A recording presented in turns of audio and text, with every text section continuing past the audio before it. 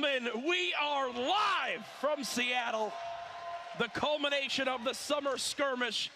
$1.5 million on the line, and it is my honor to be here with, well, to be honest, the best-looking man in this darn venue. Dr. Lupo, how you feeling? I'm feeling fantastic. I am looking forward to every game we can watch this evening. Yes. It's going to be amazing. Tons of competitors, people here live from PAX West. We have tons of competitive gamers from all over the place coming out here to put on a good show, I hope. And you know what the great thing is, Ben? We have a wonderful live crowd. Ladies and gentlemen in the venue, how are we feeling tonight? Look at this. You're in the Seattle area. Why aren't you here? What are you doing? They have beanbags. Come on. Like, look at this. It's a brilliant setup again. And Ben, it's never been bigger. $1.5 million on the line. And the beauty of it, too, is you can get involved.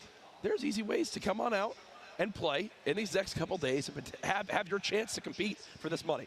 It's incredible. Anybody that's here, if you are here in Seattle for PAX West and you want a shot at this, here's how you do it. Step one, drop in and sign up. Come on out to PAX Lot 73 with your badge, enter registration line, and sign up. Get there early, all right? That's important. Step two, when it's your time, check in. Show up at your designated check-in time on the second floor of the convention center. And step three, man, courage, that's the easiest one, the most fun one, and probably the most stressful one, to be honest with you, is play. Hop to your designated computer, configure your settings, and get ready to play. Remember your keybinds, all those pieces, crazy important. Now, before this, we've had 7 weeks. Yes. 7 weeks of Summer Skirmish building up to this event. $1.5 million, Jack. That's incredible. People were lined up around the block, in hopes that they could wind up playing. There was people trying to set up tents late last night. I'm pretty sure like the Seattle police had to get involved. Like, no, this isn't happening. It's been absolute insanity. It's been nuts. And this is the only thing going on here at PAX West for Fortnite. If you got time, go get set up. Go play at the Lazy Lakes mini golf course. We played last night. I won't spoil what happened, but you'll find out real quick. Oh, don't worry. There'll be a video later on, but we do have the schedule for you guys of how this is all going to work each day. Obviously, this is just day one. Here's how it broke down, Ben. We had our heats earlier today where the top 32 players from each headed to the qualifiers. And now tonight is that qualifiers. The top 33 players will head to the finals where all the money is broken down on Monday.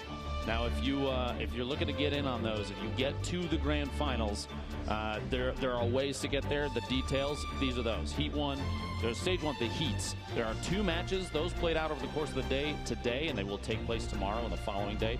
A victory royale is 3 points. Second and third place is 2 points, and fourth through 10th is 1 point. On top of that, you get points for elims, Jack. Yes, and this is what everyone played earlier today to get to this point. Now, for the qualifiers itself, we'll play 6 matches here tonight. Same point breakdown. Ben, you mentioned elims count 2. 3 to 4 elims nets you 1 point. 5 to 6 elims nets you 2. 7+ is +3. And then again, same rule set on Monday for the finals, where we will crown our winner. But it's the prize that is available. The prize money up for grabs. Are you kidding me? It's an absolute insanity. $225,000 for first. That's a life-changing amount of money, Jack. Yes. Now, even if you don't land first, if you make it to the grand finals, every single of those 100 players gets $5,000. Minimum. That's it's incredible. There it is. So you can literally, you could have come to PAX West, said, hey, I'm going to go try to stand in line and play. Wind up getting in, make it through the qualifiers, and make it to the grand finals and earn yourself some money.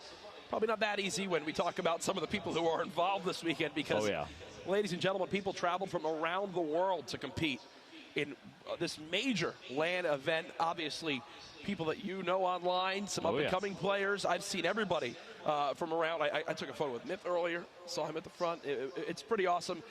We're going to have ourselves some fun here this weekend. I'm expecting some pretty incredible gameplay. You have a lot of players that have put on an excellent show the last 7 weeks of Summer Skirmish, culminating this final week. $1.5 million on the line, but we have a lot of people that they're playing really competitively, really seriously. You've watched these players evolve from week 1 to week 7 even. Yeah. Some of these players that are already dominating just change up their strategies, add more to their repertoire of abilities to play this game just above and beyond what we've seen anybody else do. It's incredible. And guess what?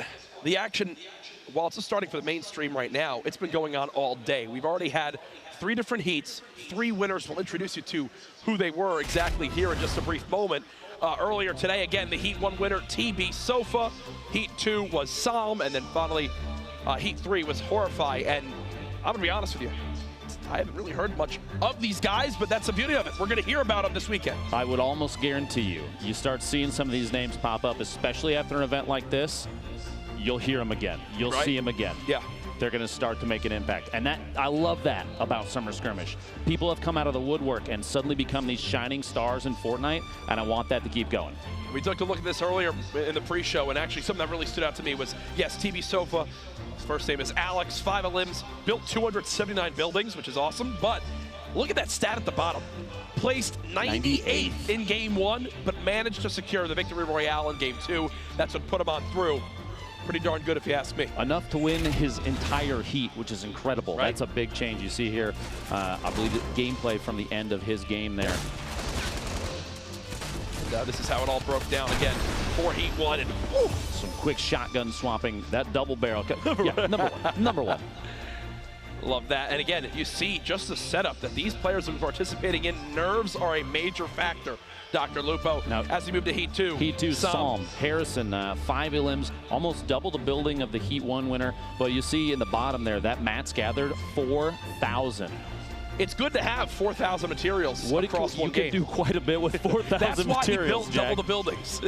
It's because the man literally spent the entire games farming. But hey, that's the name of the game. Building is everything here in Fortnite Battle Royale. You see, utilizing that pyramid to kind of peek on out. Saw the player close and wound up getting that a limb. That was just his first in one of those games earlier on.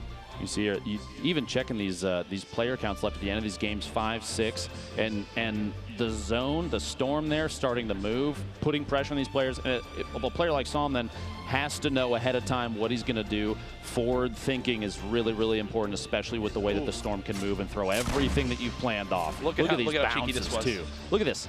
He was using 2 corners to drop nades down onto the Vertex skin down below. Gets that elim to win the game. That's Are you why kidding me? That's why I'm casting and not playing. Yeah, absolutely. People are like, why aren't you playing, Jack? I don't know why they sound like that, but it's because guess what? There's players like this winning. You see the hype after that one, and another little thing that was teased right there, Lupo, the spectator mode. We're going to be having that in full force here this weekend. So excited to show off some of the little pros and cons to that. I think a lot of pros will be shown on from there, but Horrify from Heat 3. You see his limbs as well. All of them having 5. It seems like that's the key number to have. There's a theme there, yeah. I'm thinking. And still a significant amount of building, a significant amount of materials gathered. You're going to see that from a lot of these players that are taking this, have a really competitive stance on Fortnite, because building is such a key aspect of the game. I mean, the random percentage, Shaq, I'd say 75% of the game is literally your building and your editability. Ben just made that up. I did. But that's why we got him here, folks. That's what we do. You couldn't expect anything better. But again, we are live if you are just tuning in. We just introed the heats and some of the players we'll be seeing. And, you know, yes, they won their heats, but there's still a ton of talent that qualified alongside them that fell just short, that want their revenge now in the qualifiers. Prior to introducing the rest of our competitors, though, back earlier today, our Heat 1 winner, Sofa, we caught up with an interview with him. Let's take a look. My name is Sofa. I'm part of a new org called Trouble Boys. We're a new Fortnite team coming up in the scene, hopefully to do well this year. My first game, I won. I was dropped motel and a few players laid with me, and then I eliminated them and was able to keep rotating into the circles as they got smaller. And eventually, I was able to take the high ground off the current player and remained up there until like the circle got small enough to where I could go down and eliminate the last dude. This is my first like LAN event ever, so hopefully tonight I can pull out, you know, top 33 and be in the finals. The games tonight will be a lot harder than the first qualifiers today due to like, you know, the winners move up, and like a lot of the winners I play against them every day and I know how they play, and I know they're gonna like fight like correctly and, you know when to take fights and know when to not, and, you know, eventually when the circle gets really small there's gonna be a lot of people left and it's gonna get really chaotic at that point.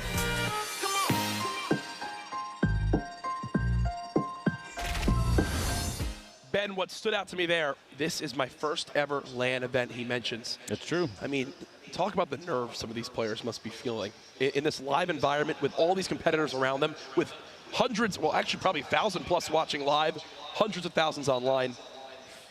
I will say this, the setup though here is in their favor for sure. They're separated from anybody here, so they can't hear us. The environment that they're playing in, it's basically a sound box essentially. It's a very nice basement, and they have a wonderful setup. But those players in that environment, let's take a look at who's playing today, all right? Wow, okay, a lot of information here, so take a look. Take a moment, take it in. We have tons of names. Tempo, Pain, okay. The list of competitive players here. Yeah, Blue Tea's also in there as well. Oh, Hysteria. It's my duo that I played with the skirmishes. Cloud9's Boss is here as well. Okay. And Wheats from Rise Nation, he's actually been a pro player in other games now, switching to Fortnite, which is awesome.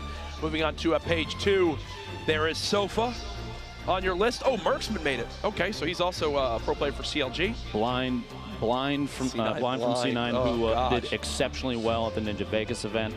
And as we move now to the third page of the roster, a ton of players we've seen on the Summer Skirmish streams in the past. Zate, DMO, 72 Hours, DMO. Saint, I've lost to him many times.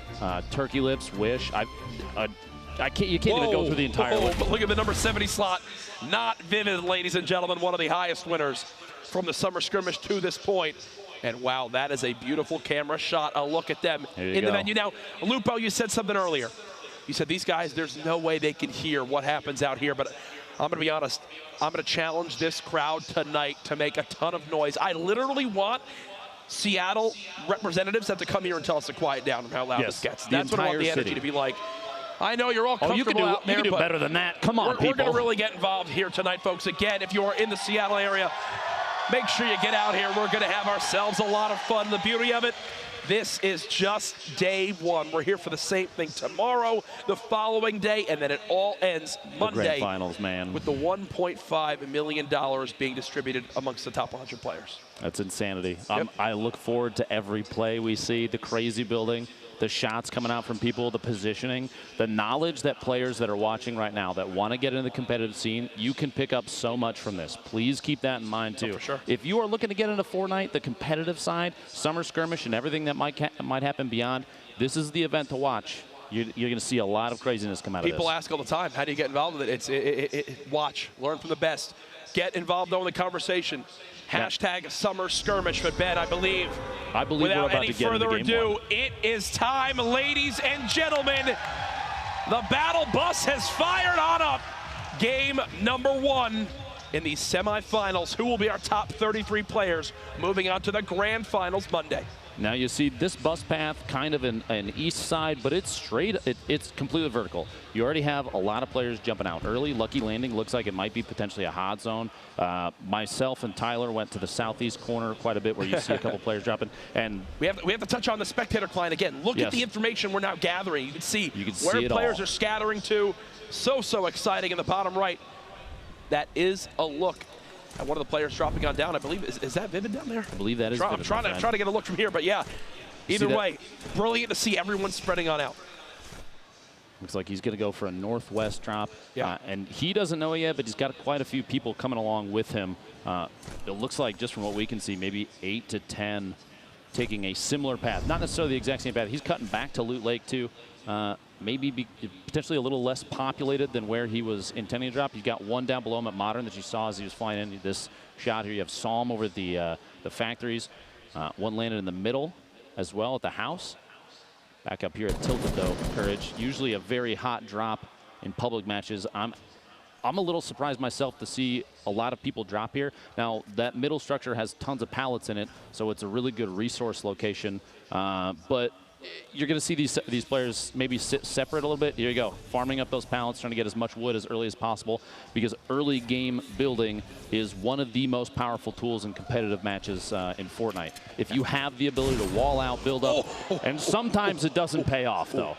Sometimes it doesn't pay off. And that was Mac from SOAR with the clutch out there. Shotgun shot there as we swap on over to his perspective. And you see already 2 elims in his favor. Again, with the point breakdown, Ben, he earns himself 1 more elim this game. That's plus 1 point.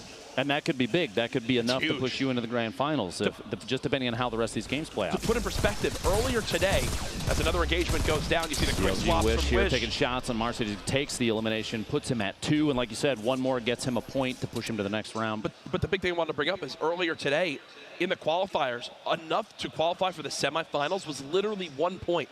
A lot of people made it on through with just 1 point, which is pretty nuts to see. Obviously, more games being played here, you think maybe a little bit higher up, but either way, let's keep back into the action. Strugs right now just bouncing around outside Tilted, clearing out some of these outer loot areas, and there's pros and cons to this, Ben, because you think, okay, I land at the outskirts, there's less opportunity to be rushed or overwhelmed, but at the same time, there's less opportunity to get strong loot, right? It all depends on how you want to play it.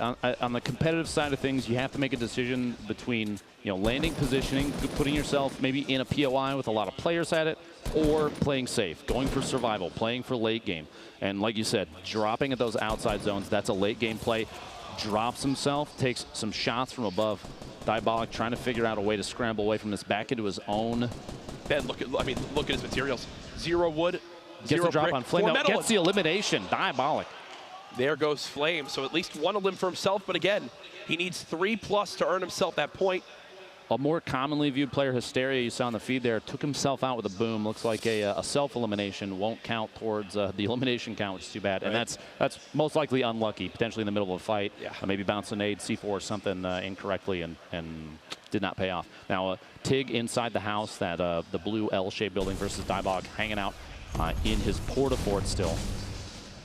Here's a quick little replay again from Wish, who we saw his second elim. That was the first one he got on the Soul. So it looks like in the bottom right as well, an engagement beginning. Nice little play there from Wish. That was his 2-piece early on. Excellent 2-piece up there, the top of the mountain. As again, back to Tig. Diabolic, it looks like he pushed from his porta-fort. Tig going for the edit to try and get up on top, gets the shot through the window on Diabolic. You got to look out for those windows. A really, I think, positioning knowledge, extremely important there. Using audio cues, telling, if the target is above or below, and you can see here the creep walking from Crypto. He might be doing the exact same thing right now, listening for his opponent. Once again, we go ahead and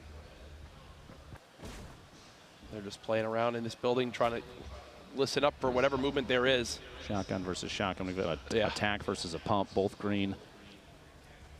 Now, Jack, in competitive games, from your experience in Summer Skirmish, if you had to choose between kind of the lower rarity shotguns, which would you choose in solos? Sorry, what was that? Shotguns, rarity, early game solos, which would you choose? Like, would you rather take a green tack or a green pump? Oh, if I don't have a swap weapon, I'm going right away for attack shotgun, but there you see the use of the Scar to burn down that player. That gold Scar. That legendary assault rifle, brilliant stuff there. As they'll go ahead and prioritize the minis over the med kit, which does make sense. Tristan Hip getting the elimination on the outside there. Landing the crates, the taunt. Okay. Oh my. You see the smile. Do you see the cheeky grin? That is great. Seems like 2 players now. Okay, I believe. This is a pickaxe fight. I believe, and I'm going to wait to hear. Something tells me. If this is the case, you see headphones are off too. Yeah, something tells me we are going to be going to a reset on this one. Yeah. Which I would still, either way, love. But I believe we will be resetting this. I'm waiting to hear from production backstage. We're seeing only 23 left. But I literally went this. I went, wait, something's going on. As soon as you cut to a pickaxe fight. I saw that there was 37 left. I'm like, something's got to give here. Shenanigans are afoot.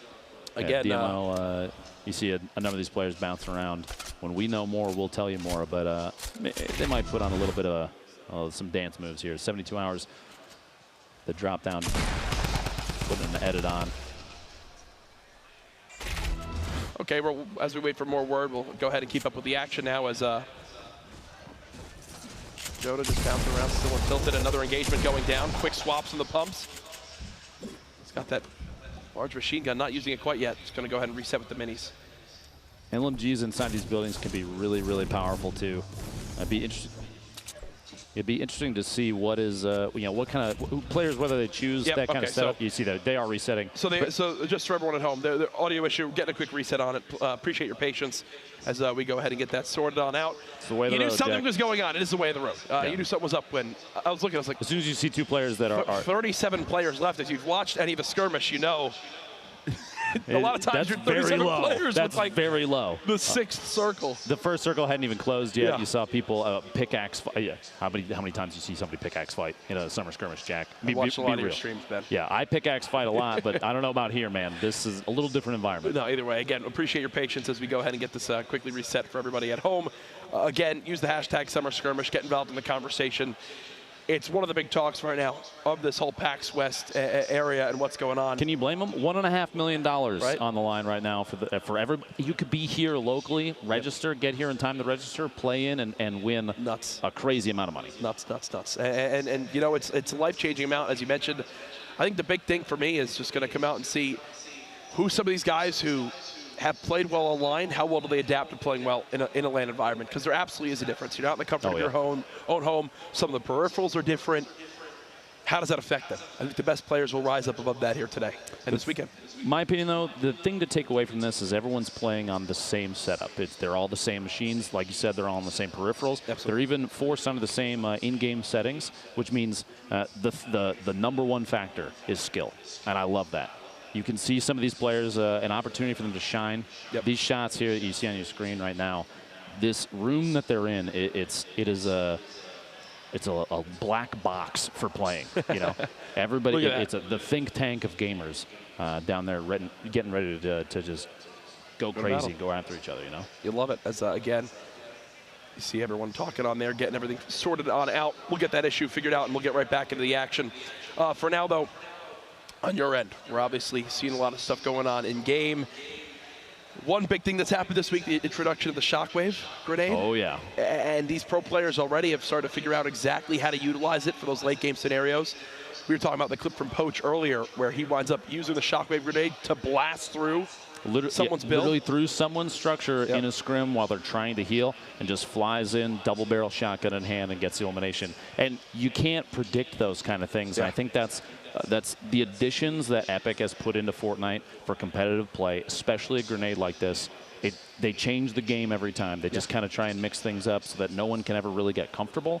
And that keeps players on their toes. They have to adapt, because you'll see the truly competitive, the top skill gamers, these players, they will change up the way they play if something in the game changes, they require it, you know? Yeah, I think the big thing is that, you know, that new shotgun that's been added on, and it's so popular now for those late game scenarios. You get a quick edit, take your 2 shots, and most times it's enough to eliminate your opponent.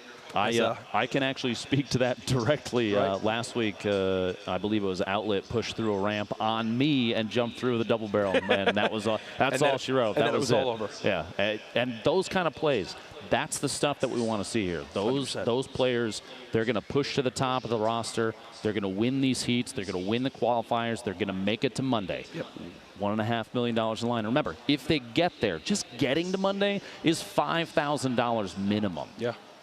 And remember, that's just $1.5 million that was spread out now for this event.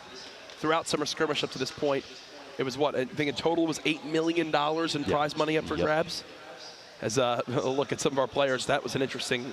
Maybe we should add that as an emote into the game. Nate Hill on your screen a second there just got signed to FaZe to play Fortnite competitively, which is fantastic. Pretty good. He's a player that, as we were talking about before, people that have come up basically out of nowhere and said, hey, I'm worth watching. Yeah. No, I actually, everyone's kind of got their skins that they rock in game. Yeah. Nate and his teammate for the recent weeks have been rocking the kind of the soccer skins or football skins. And there was one moment where I literally began to get an engagement with them, and I told Asteria, I was like, we should just not do this because it's Nate and his teammate, and they're very good. You know who they are. Let's just look for maybe an easier target on the map. You look for Dr. Lupo, right? Hey, I didn't want to mention it, but yeah, that's exactly who I'm actually looking for. It's funny you mentioned the skin reference, people identifying certain skins. I believe, and correct me if I'm wrong, 72 Hours and Chap have been doing the same thing recently with those bandit skins. Don't they typically rock those? And because I recall last week seeing those running around and doing exactly what you said, choosing to not engage because it's a fight that they're just so good. Yeah, they're so good. You got to show respect to the best players out there. And please, I will run away from that and feel no remorse. But again, just get things sorted out. Appreciate your patience, and we'll get on into the action. Just to reiterate for everyone at home, tonight we're having 6 matches played with the point breakdowns. The top 33 from tonight will be into Monday, where they compete for the majority of that $1.5 million in prize money. And that's honestly, anyone can win it. When you come to this event, people say, you know, who are your favorites? Okay. If there was probably one pick for people out there who follow competitive Fortnite a lot, I'd say a lot are probably looking at Vivid to do a lot this weekend. I would say a lot of people are. He has had, he won 4 of the previous Summer Skirmish weeks already, which is the prizes from that alone are massive. Yeah. You can't even, you don't even know what to say about that. Those victories, man. Yeah. And that's fantastic because he just joined Liquid as well. People were waiting to see which direction he was going to go, what team he was going to sign with, because he was extremely sought after. And waiting until later in Summer Skirmish for him, what a brilliant move. His stock went up every week. Yeah, exactly. Literally, yes. His value I'll add another increased. 0 to that contract. It's got to be increasing daily. Yeah. Just from his stream alone, people are seeing how he can play, playing in scrimmage games. And we've seen a lot of players get deep into the scrimmage games recently. Some of them stream it, some of them don't. In fact, specifically, we've seen Myth scrimming, but not streaming it. I think the move there is to try and take a more competitive stance because he wants to get really deep into the game. He wants to push all distractions aside and just focus up.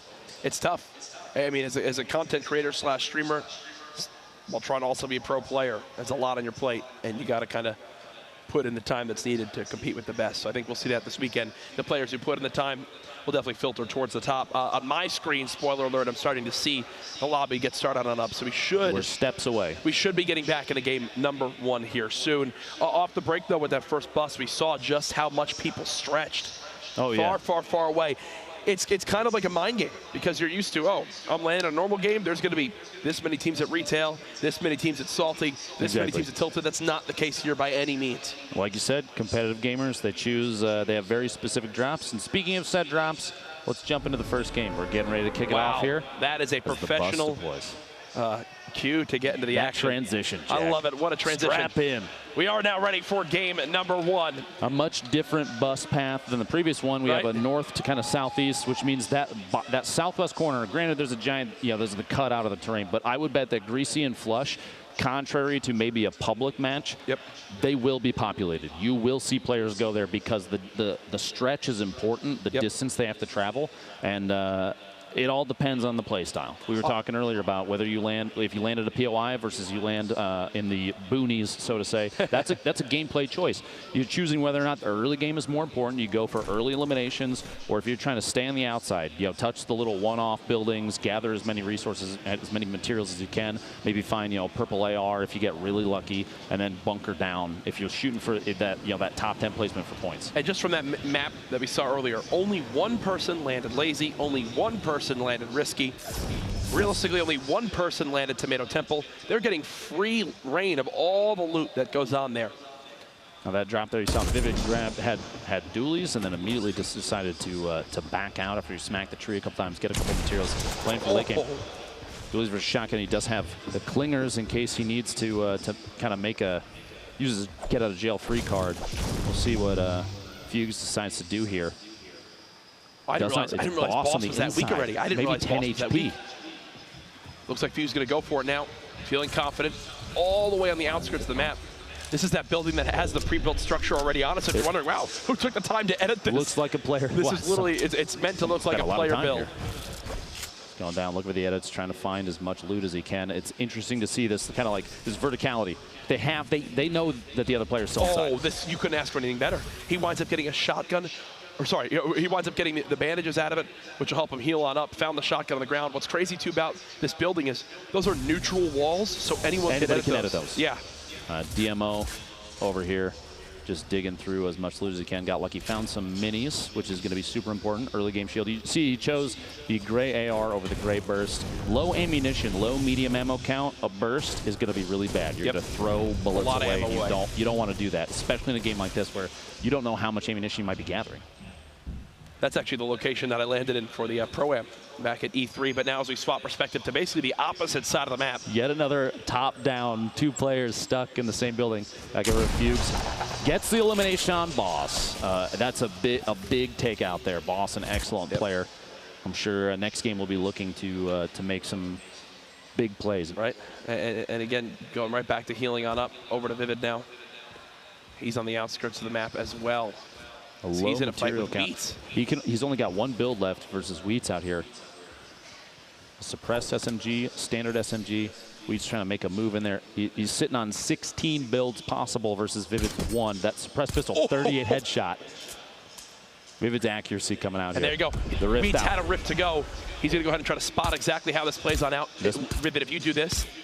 Hit these shots. You know you want to. And he chooses not to. Taking just a couple. I think the decision to conserve ammunition right now more important, and potentially other players coming in, because those fights, especially if you're not using a suppressed weapon, you're sending up a signal flare to everybody else. Hey, I'm over here, and I might not have shield anymore.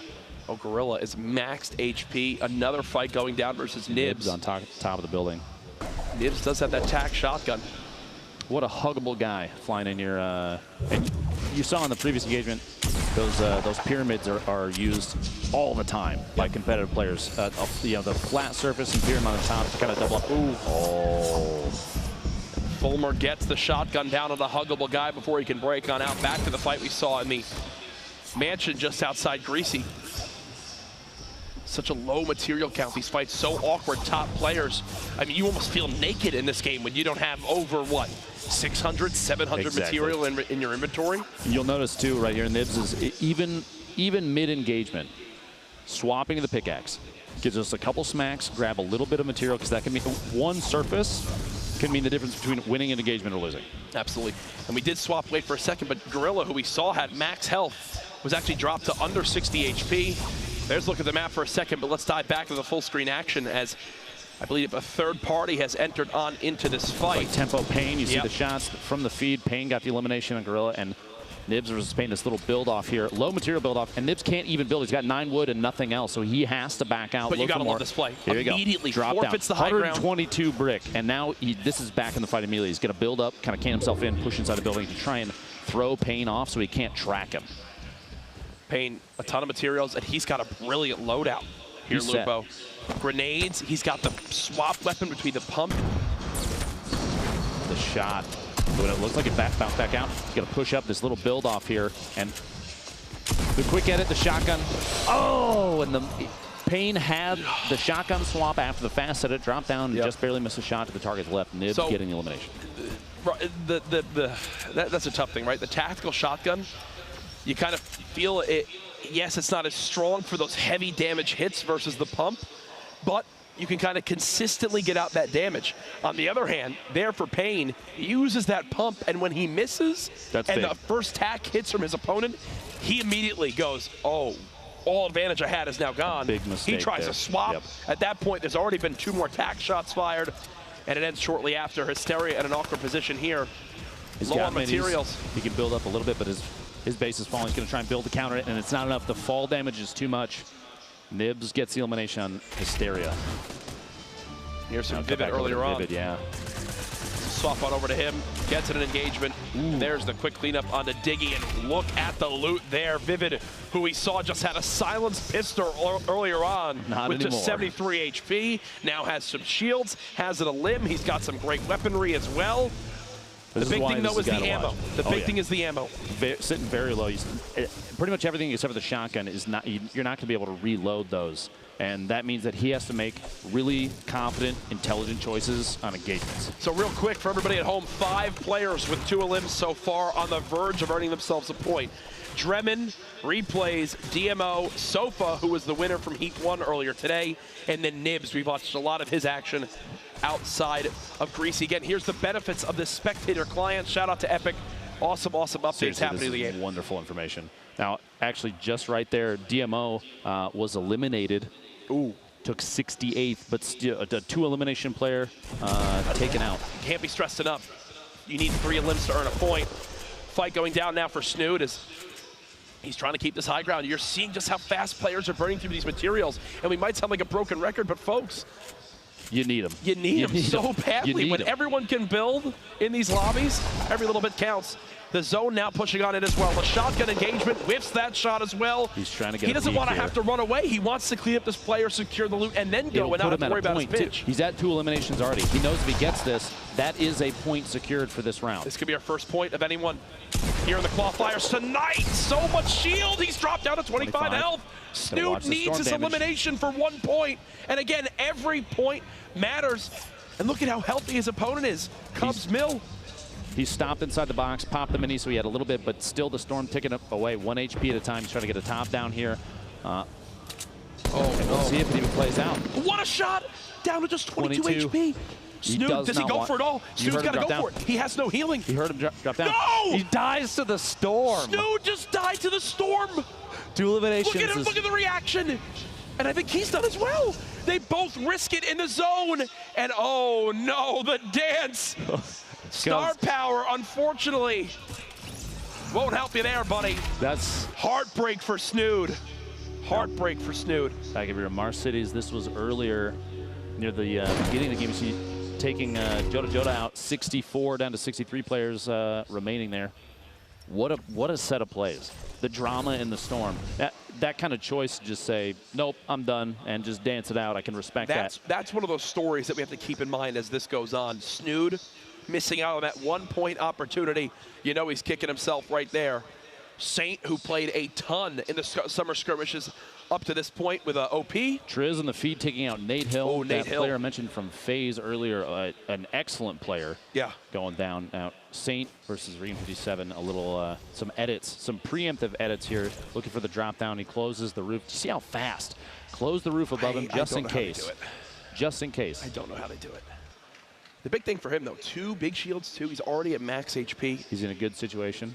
Now, here's a look at the zone, and Ben, I'd love to hear your thoughts on this. You see a players number all around the outskirts, but what are the benefits of getting in the zone early on when the zone updates? They call that gatekeeping. You have an opportunity there. You get inside the white circle, the safe zone for when the Storm moves next, and you can watch for incoming players. People that might have been, they might take engagements from other players that are trying to push in the safe zone. You just sit in the top of your 1-by-1. We've seen in previous summer skirmishes, players like Tfue will pick up a scoped AR. You did it to me with a thermal. I did indeed, and I That's apologize why I asked for you. that. You did it last week. Remember, Jack? No, you'll see players sit at the top of these things, and they'll wait. And it's not necessarily slow play, it's intelligent play. Yep. They're looking for chances, opportunities to take on people that are in disadvantageous positions and say, I'm here and I can get the last shot on you, because every elimination counts. Like you said, if they get to 3, that's a point. Yeah, and this is a very awkward scenario right now for 72 hours, and here's why. The man has no shields. He's got the Storm at his back. He's got to push forward. And only 75 HP. He does so have many 5 things one-shot him. He's got 5 bandages. He can fight against Storm damage a little bit. It's not going to tick for more than 1 until it closes, and there is a launch pad that he could use. More bandages as well. It's kind of like he just sort of won the bandage lottery there, sitting at 10. And he could use a launch pad and try and fly past these players. The choice to avoid an engagement rather than take it is a huge one, because that means that, especially somebody like 72 Hours, he knows the right thing to do there is worry more about the Storm and less about these people that you know they're going to end up fighting each other. Like Blue T and Replays right now, a little bit of a build fight. Replay looks like he's looking for a snipe shot. You see him he's jumping and whipping back. Here it comes. Oh! There it is! Replays with the headshot on Blue He's T in FaZe. It's got to have a sniper.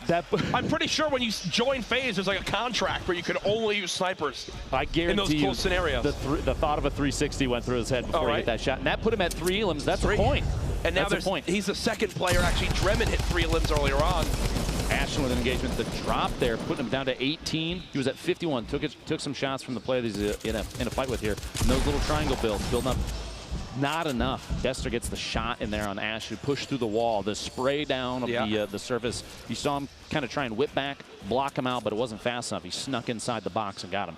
But even right here, Flame is sitting on the top of the tower. This is the situation that a lot of these players are going to face, is they build into these boxes, these cathedrals, and there's more than who you know. Gatekeeping. Exactly. Vivid waiting right there at the edge, just trying to pick up what he can. A heavy sniper here. Hands of Fugue, but he's going to try and shoot down that green AR, just spamming out the build. This is again for his 3rd elim, and we sound like broken records with some of this stuff. The points they're so important. The points are everything. Again, if you get 3 or 4 elims, you earn yourself 1 point.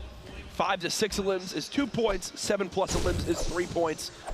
And then there's also points for placing. Placing is 4th through 10th, you earn 1. 2nd and 3rd, you earn 2. 1st place is +3. The edit there, do you see that? It replaces the wall, places the wall, edits a window so fast to try and get the shotgun, the pump shotgun shot off. He's going for it. You see every time. He got it, he got it! Right there, gets the shot. What a fast edit. He's doing such fast edits, he's confusing himself as he's just trying to get in the box. Swapping down over to Dester. 5 HP. And there's the drum gun. Right now, Dester just holding down left click, trying to keep the wall up. Turbo mode coming in clutch for situations like that where he can just keep his opponent out as long as he's got the build up, holds down that left mouse click. And this is almost a must. Flame. What? 5 HP in a dream. He popped 2 minis. So he's at 55, but he didn't take. Oh. He got 3 limbs, though. He got 3 limbs. It's a point.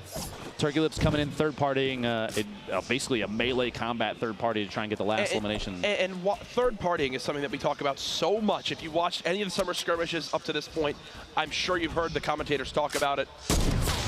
Why is third partying everything in these events? So you have 2 players like this right here, 72 versus his opponent right now. There could be a, we'll say, third party that can come in and somebody that knows that there's a fight going on.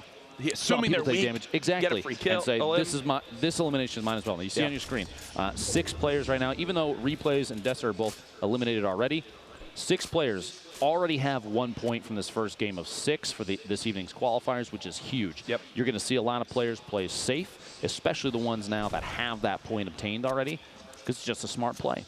TB Fulmer actually just moved up there as well.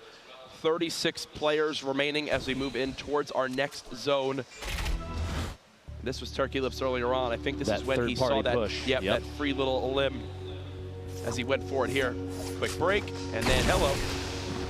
That new shotgun, man, the double barrel is something special. An intelligent play there, too, to wait until what is essentially the fight has played out.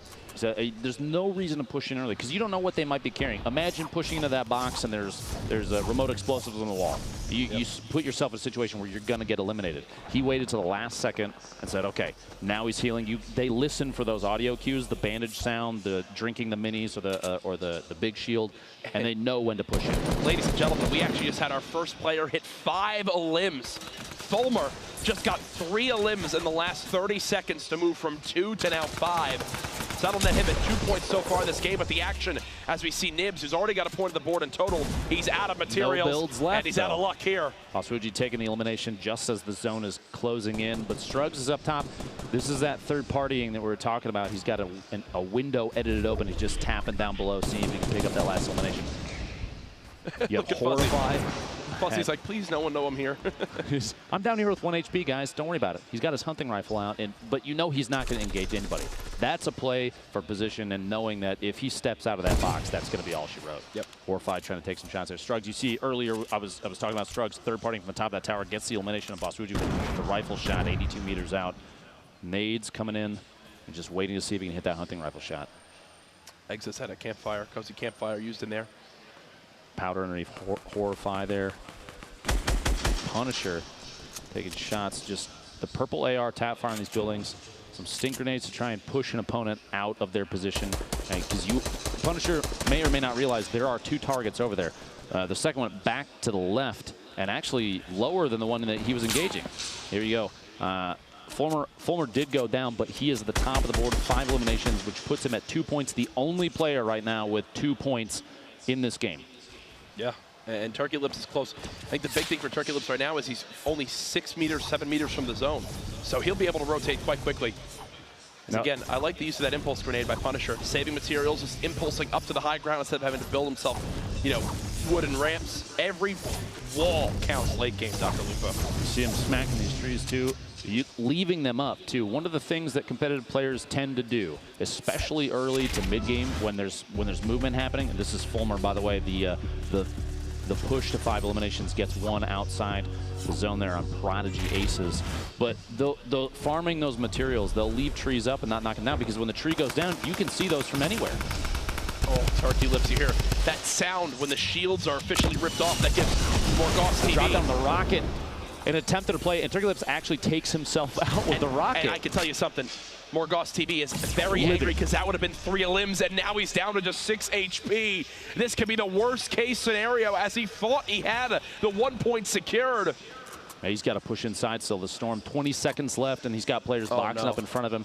He's reloaded. He's good on materials, at least for an initial kind of box up. He can build himself some structure, but after that, he's very 400 might seem like a lot, Jack, but it's just not when these players are going to start spamming buildings down. You hear the explosions coming out. It's nightmare fuel for some of these guys. Morgoth's trying to get that third elimination, secure a point. Again, it's two engagements that he was one bullet away from getting that elim he needed, and it still hasn't happened yet. Bounce pads, 4 for Exus. You see the setup he's running right now, too, is very much a close range, a close engagement setup, because these games kind of run to small circles very often. The map is getting tight with players. People are going to start stacking up on top of each other, and you're going to run into close quarters engagements way more often than not. Speaking of, the double barrel, Horrify goes down after the swap to the drum gun. He's going for as much healing as he can. The mini is going to come in He clutch. just got dropped to 23 health. That was 1 bullet again that Morgoth wasn't able to get. See, it's Wheats now moving closer. 4 players in this one area.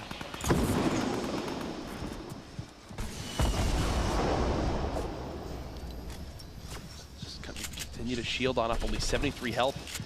Looking for that perfect third party, engagement. Doesn't want to get a straight up 1v1, especially with this little HP. Now they've got to start making moves quick too, because you see there's 21 players left and 20 seconds before. This is the first time the Storm is going to move in this first game. Finishing a challenge there. Well done, Morgoth. But the Storm is going to start to move, and that's why Morgoth is moving already. He's trying to prepare ahead of time, and you'll see a lot of players do that, but you'll also see some players, especially if they have bounce pads, they'll wait to the last second because they don't have to move early. They can let everybody else get into position and start fighting each other, and then kind of sneak in. They're trying to slide in underneath all the combat. Here it goes, Storm folks. starting to move. Everyone's swarming. Morgoth turns, tries to put more Still damage down range. Still hasn't gotten his third elim. Tig set up outside the zone. He's got to move in as well. Here he goes. Expect him to place floors, walls, ramps, trying to build for that high ground. The Storm hits for so much damage at this point. A little build battle going on down, but quick edit. He misses it. Now he'll drop on it. There's a trap that hits him for the full 150, and now he realizes just how desperate of a situation he's truly in. The panic build's coming on in. The quick drop down as well. The sign of a great player. As he's able to recover for the moment. He's actually in a wonderful position for the next circle. You see in the top right, he's already in the west side, and it's going to go north-northwest. He could just slide along with that, but these shots, this is the time. There's 20 players left. You have to remember top 10 minimum to get a point, and that means everybody's going to play for position. And a bad position from Tig gets shredded from up top. That floor and triangle build pattern, trying to build up double layers. And Psalm, one of our previous round winners from the heats today to get into this qualifier, playing exceptionally well. 3 eliminations here, which means a point secured already. 15 seconds till the Storm moves. Jack, what's your play? Oh, my play is get as close to the next zone as possible. I don't like to play for the high ground, which is probably the wrong thing in general. I typically play the low ground in these scenarios, as it looks like 2 players now fighting for the high ground at the moment. Alpha Ammo, the bounce pad, brilliant stuff. He tries to shoot down the structure and only gets tagged for 15, so... Oh gosh. He's stuck against the bounce pad under the stairs. That sums up my life. He's in a box. If he can't make it out of there, the Storm is gonna eat him. He can't get out, it's still going off. You see the top of it, it's still bouncing. No. Oh my gosh. And there that's the last time Posey ever used a bounce pad. Everyone now swarming on, and you can see just how hectic this is. The high ground right now looks like Sean has it, but there's 72 hours on the right side of your screen with just 100 HP. Wheats on the bottom left down to just 1 health. He's every still man for from himself earlier. at the moment, and here comes the remote explosives, dropping him on down. A damage tag there. I can hear the crowd behind us getting into this, folks. 13 left. No elim yet. He's still looking for his second one. 13 left. 3 more players go down, and everyone that's remaining at that point gets at least 1 point. And remember, folks, we are live all weekend with this action from PAX, the final week of the Summer Skirmish. These players across tonight looking to qualify for Monday's $1.5 million. That'll be up for grabs. Sopa goes down up top. The elimination happens for Alpha Ammo. He still needs 1 more to earn himself that point for elims. The next player that dies will just be right on the cusp of earning the 1 point for the top 10. Everyone knows it. They want this free point. Who will be the one to drop and just barely miss out? See the push. There's actually a player right above. Goes down. That's 8 remaining. A quick shift in player count as the circle is moving, and that's pretty common in these late zones. Sean's got the high ground, 72 hours. One of the more notable players left in this lobby, Sam, who won that Heat 2 earlier on, still alive. Alpha all the way up top, and how has more Gauss TV stayed alive? He's had that much HP from 3 zones ago. As soon as you say it goes down the the shotgun, I think you might have jinxed it. He just got a limb. Oops. My bad. Apparently Sean was taken, but Sean was taken is still here all the way up top. He's got a top-down view. 0 eliminations, but it doesn't matter. He's playing for late game, and Structure's going down. Oh, no! Just barely misses out. That is 3 eliminations here. Okay. That gives him a point, 1 minimum plus. Now, top 3 is +2. So he's got 2 points right now. If he can make it to 3rd, 2 more players go down, that secures him at least 1 more point. Yeah. He's got a campfire. He's out of abilities, ways to heal his HP, but he does have 6 minis in case he gets into a fight. He's popping the campfire right now to try and push himself up as much HP as possible in case an engagement happens, especially right now where he's up top. You were saying earlier, the top being a really advantageous position, but it's not always the best. Not always the best, especially when one of the best players in the game, 72 hours, is still live on the low ground and knows exactly how to play this scenario. Folks, we are down to our top 4. Here's 72 hours. Vulturing from the floor. He's placing traps. And guess what? He's basically saying, come on down, folks. Fall on in. Because I've got traps everywhere. One just went off and didn't get him a limb. He's already got 1 point himself. The zone closing on in. This is it, folks. Who will come out on top? Remember, top 3 is +2 points. The trap's still coming on down. You see, he's timing his heal until right when the zone closes. He waited until he could use that last bandage. Here we go. Everyone trying to heal. Who's going to stay alive? Alpha pushing down. He's using the drum gun, trying to get in. Gets elimination. Uses a bandage. Not going to be enough. Alpha dropped. Strugs wins! Strugs wins! Strugs wins in the final moments with just 20 HP, trying to heal on up. As you saw, everyone was basically on top of each other. It's a heal fight, but in the end, Strugs with what? He only had 1 limb, but a victory will earn him +3 points. Down to the wire, it went there, and here's the final moments again. He had 0 build left. All it was, you hear the spam clicking, just use the bandages, and you can hear the shots. At this point, though, Strugs' mind is basically thinking, I'm either going to get a heal off, or I'm going to go down. Look. He doesn't even realize 5 HP remaining. Even he didn't believe it. There you go, my friend. Congratulations on the victory royale there. The heals at the end, one of the toughest moments in number 1. There you go. Our game 1 winner. Down to the wire there, Lupo, but I think that's a sign of what's to come here tonight. Those final couple points for those high placements mean everything. Every time the circle moves, every time it closes, or every time, especially late game when it starts to actually relocate, you're going to see a lot of eliminations come out. And like you saw there, before even the second to last circle, we had 20 players remaining. And because every single one of those players knows that if they survive to top 10, they get at least 1 point. You're going to see a lot of players pull moves like that because going for points, trying to make it through the grand finals, that's the goal. Yeah. Eliminations aren't everything. They do count, and we did see a number of players. Even early in the game, 5 eliminations on a single player is huge. And we saw from earlier, the players that won the heats during the day, they had 5 eliminations. That's all you needed. That's all you needed. 1 big game. That's got to be the motto of Summer Skirmish up to this point. 1 solid game is really all you need in some of these scenarios, but we do have a couple replays to look through, and ironically enough, the first replay is from replays. Of replays. The shot.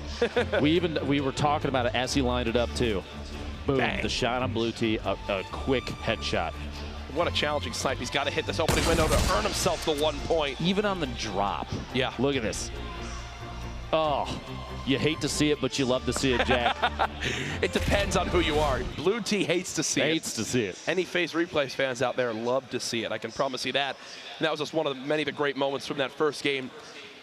We also have Turkey Lips, who was one of our higher players in limbs from that first matchup there. Put on a little bit of show for everybody at home. Let's take a look. This was a third-party opportunity we were talking about earlier, knocking the floor out and the push in with a shotgun. After Dester had just been in a fight right before that. Listening for those audio cues, and then you see here, after that elimination, immediately shifts over, the Rocket to take the structure out and fighting a player outside the zone. Even if he's not landing hits, that player's HP still decreasing. Yep. He's still getting closer and closer to another elimination and potentially a point. Wow. Well, we saw it there. Dramatics down to the final moments. Again, hashtag Summer Skirmish online. Give your predictions for the weekend now. So guess what? When your player potentially wins, You could tell all go your and friends show you were that right. tweet. Yeah, I Pull up said that it tweet, first. pull up that I said Instagram it post, first. anything. Now, I called this. I put my money on you, Jack. Just saying. That's not possible for me to Not win. necessarily to win, but I put my money on you. Thank you, Ben. That means a lot to have. We do have another replay to show. This is from Posey, where he had a little bit of an awkward run-in with the bounce pad. Posey versus a bounce pad. That's a bounce pad malfunction on his end right there. It's not good to place bounce pads under things. He's trying to shoot the wall out and trying to sneak his way out, and just was not fast enough. That's hands up. I can't believe that happened. And I'm going to be honest with you. I know that feeling. That's a tough one, man. You get stuck inside. And he put it down at a time where it was advantageous, yes. but then the build over top of him, there was a roof after the stairs went up to. He got stuck in a box, and as the storm, with the worst time possible as the storm was closing in. Listen, well, it didn't work out for Posey there. We do have a winner from game number 1. I believe Scruggs is down on the floor with Zeke with an interview. Zeke, gentlemen, what's going on? hello. Can you hear me? We Yes. can indeed, Zeke. We can indeed. Great cast on the day. You guys are beautiful. Never forget that. Guys, that was a crazy game 1, and I've got the winner here with me. Scruggs, come on over. How are you feeling after that crazy game 1? Kind of crazy. I can't really explain it. I'm just trying to look forward to the rest of the tournament, to be honest. Now, what were you thinking in those final moments, right? It's you and 3 other players. You're at the top, and what made you decide we're going for the heel off? This is the moment. I was mid-ground, and, like, I had no mats left. So I was like, the guy below has trapped 2 up top. I was like, I have 8 bandages. Might as well try and heal. Now, this was obviously the end game. So where were you at in mid-game? What was your plan of attack? Super passive, early rotate. I, like, centered myself in zone really good. Fantastic. Now, finally, what is your tactics, your strategy going in? This is only game 1. You've got 3 more. What is your strategy going to the next few games? Honestly, probably going to do the same thing. Maybe a little bit more kill incentive, just because that might work better, but probably the same thing. Fantastic. Well, best of luck to you, Scruggs, in the following games. Back to you guys on the desk. Thank you so much. Appreciate Good it, stuff Zeke. there. Good luck. Have fun next. You see, Zeke, I think it's going to be his challenge to have as many weird handshakes as possible. But just so you guys know at home, there has been an update to the format for the qualifiers for the next few days. These nightly qualifiers will actually just be 4 matches through the night instead of the full 6. That was a recent change that just came on out. They wanted us to address here. Either way, still a lot of Fortnite action. Don't worry. We're just getting started, Jack. Yes, we really are. And that was just game number 1. Already what we've seen, heel-offs, build battles and edits. We've seen crazy headshot snipes. Headshot snipes that are brilliant that I wish I could hit. One day. Both of us, my friend. One day both I'll of get us. there. One day I get there. And I'm seeing on my end, they're getting the lobby all set on up for game number 2. We already have some players with the points on there, but there's a lot of exciting stuff to come here in Fortnite here soon. One of the big things, though, is the new limited time mode to come. I've got a ton of information to fill you in on. Fortnite presents High Stakes. We are super excited to give you the first look at High Stakes, a brand new event coming to Fortnite next week. High Stakes is made up of a brand new limited time mode called The Getaway, a new wildcard outfit with selectable styles, and a free set of challenges that unlock rewards. Tune in tomorrow for a first look at the outfit and glider that will be coming to the item shop when High Stakes launches next week. I mean, come on, Look at people. his skin, Jack. Might be the most. Are you kidding me? Are you kidding? Are you kidding me? A jeweled llama. I want that thing. Where can I get one, Jack? I want one in my house right now. By I think just playing. I don't know. I don't know how is else that, you can go. is that? Yeah. Wait. So I play the LTM Yes. and I get the jeweled llama. Well, No, I guess that's the only that. option. I'm not confirming that. That's above my pay grade. I don't know. But either way, that new event comes next week. Tune in here throughout the weekend to see more and more about it because I'm sure there's going to be a lot of reveals. Always excited to see new, fresh stuff coming to Fortnite. I'm excited. And anytime they kind of add something new, you see players develop new strategies to play, Yep. new ways to like build around their opponents, and the crazy setups that they change and utilize. And there's going to be so many things coming out from Epic. It's going to make your head spin, Jack.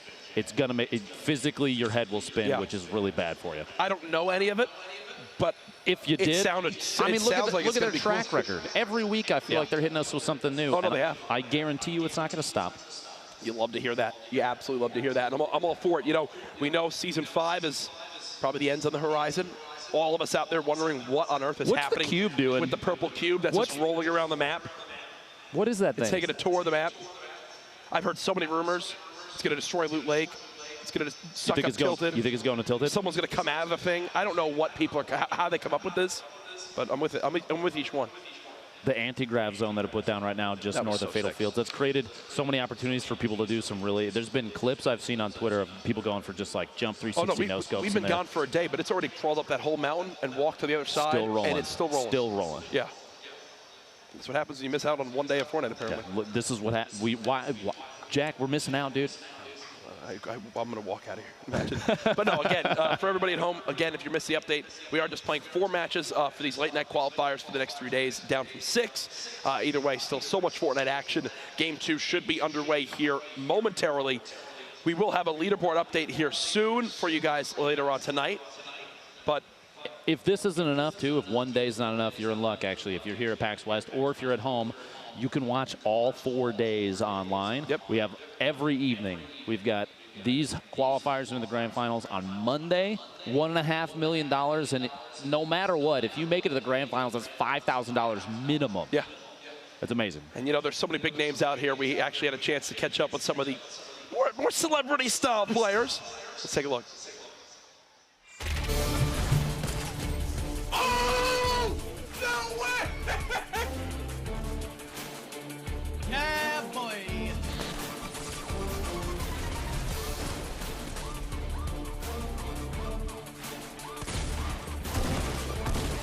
No! Why is there only 3 people? Walking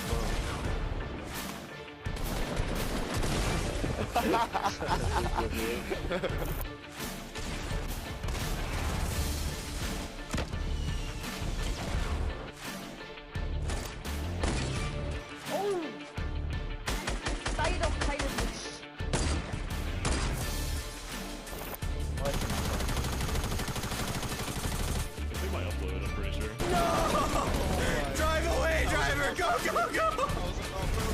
What the hell?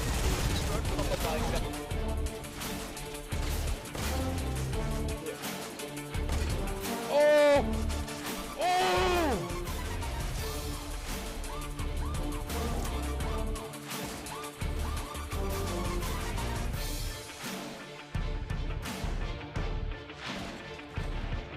$20, let's get it! $20! Oh, please, one shot! Let's go! And that was a look at some of the gameplay of some of our top performers so far in the Summer Skirmish up to this point. All of them will be participating this weekend live here at the $1.5 million final week of the Summer Skirmish with action throughout the weekend.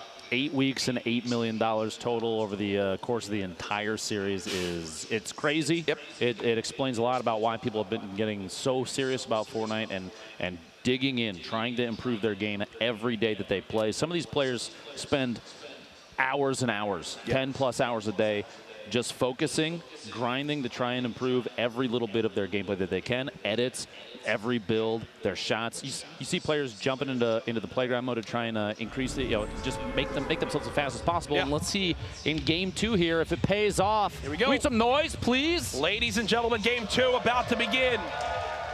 Who will come out on top? We saw Struggs with the heel off at the end. Last game for game number 2. Which player will rise above the rest and secure that victory royale?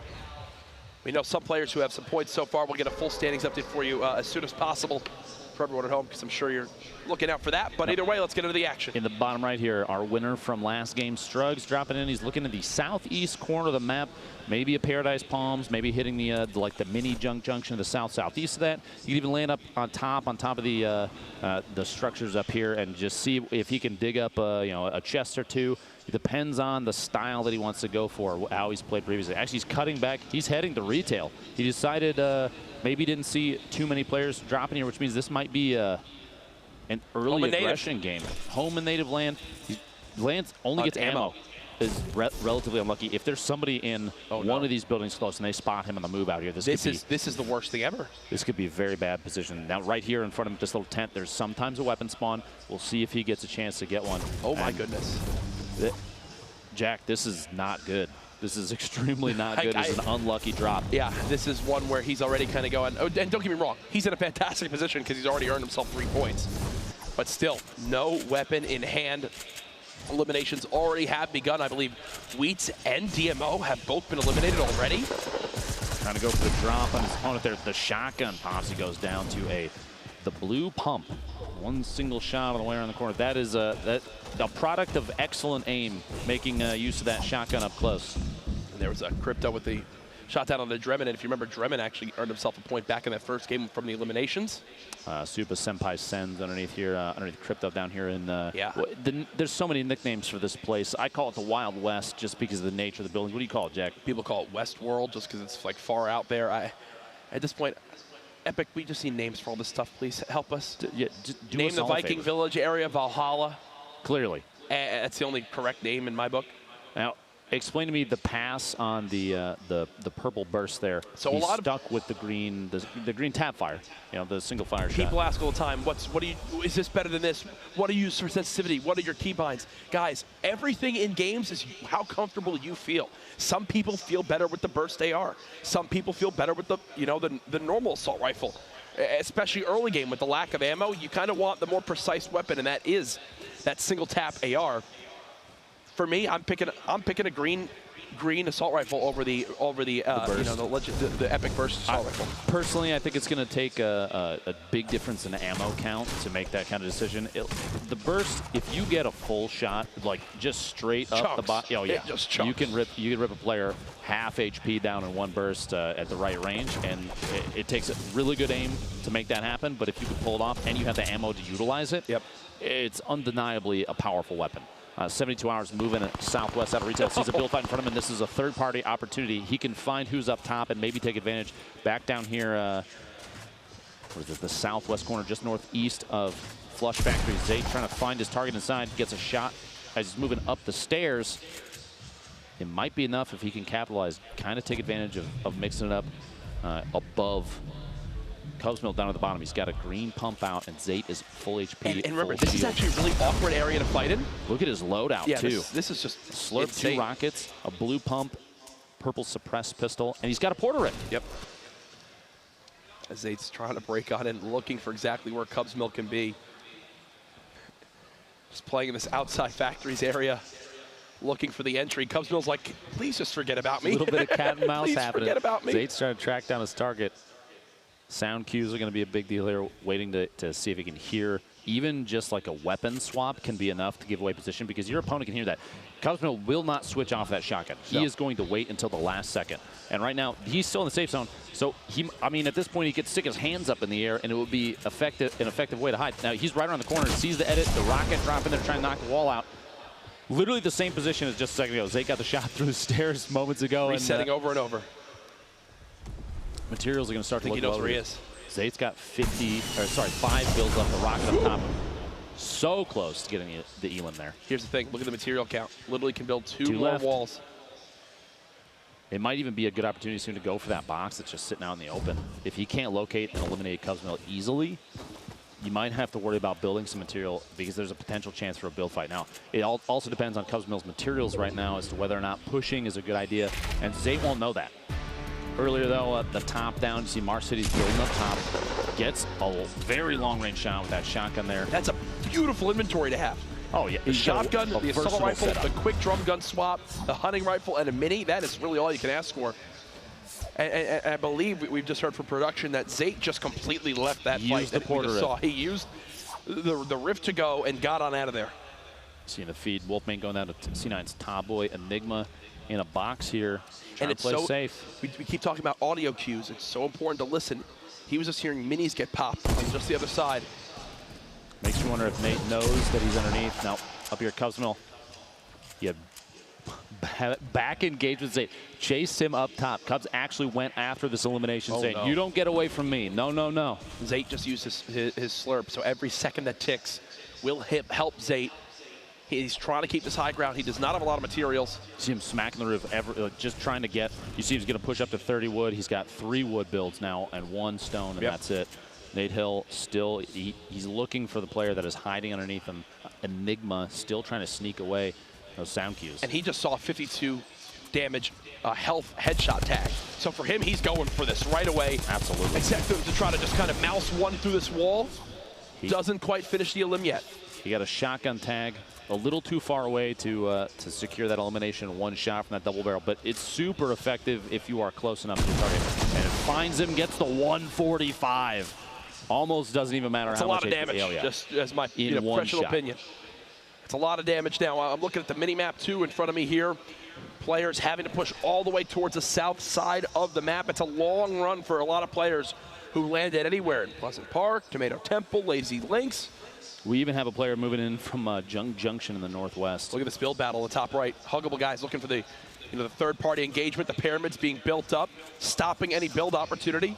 Sign of a fantastic player. Gonna edit his way down, gets caught off guard there. A shotgun shot puts him at 56 HP, I believe. And Horrifying goes down to Jack's shotgun push there. Top of retail looking terrifying.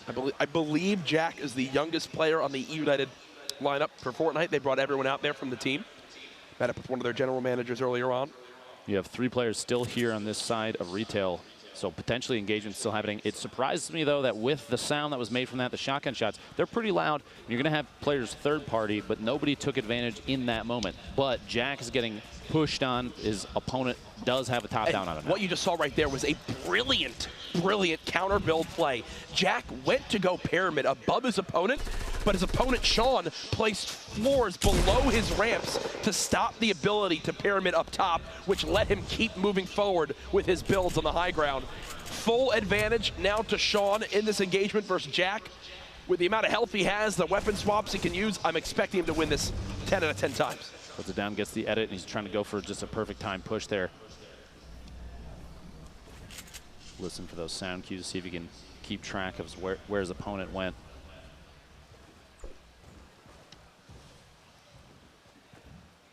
Jack backed out into the storm to get away. Back earlier, though.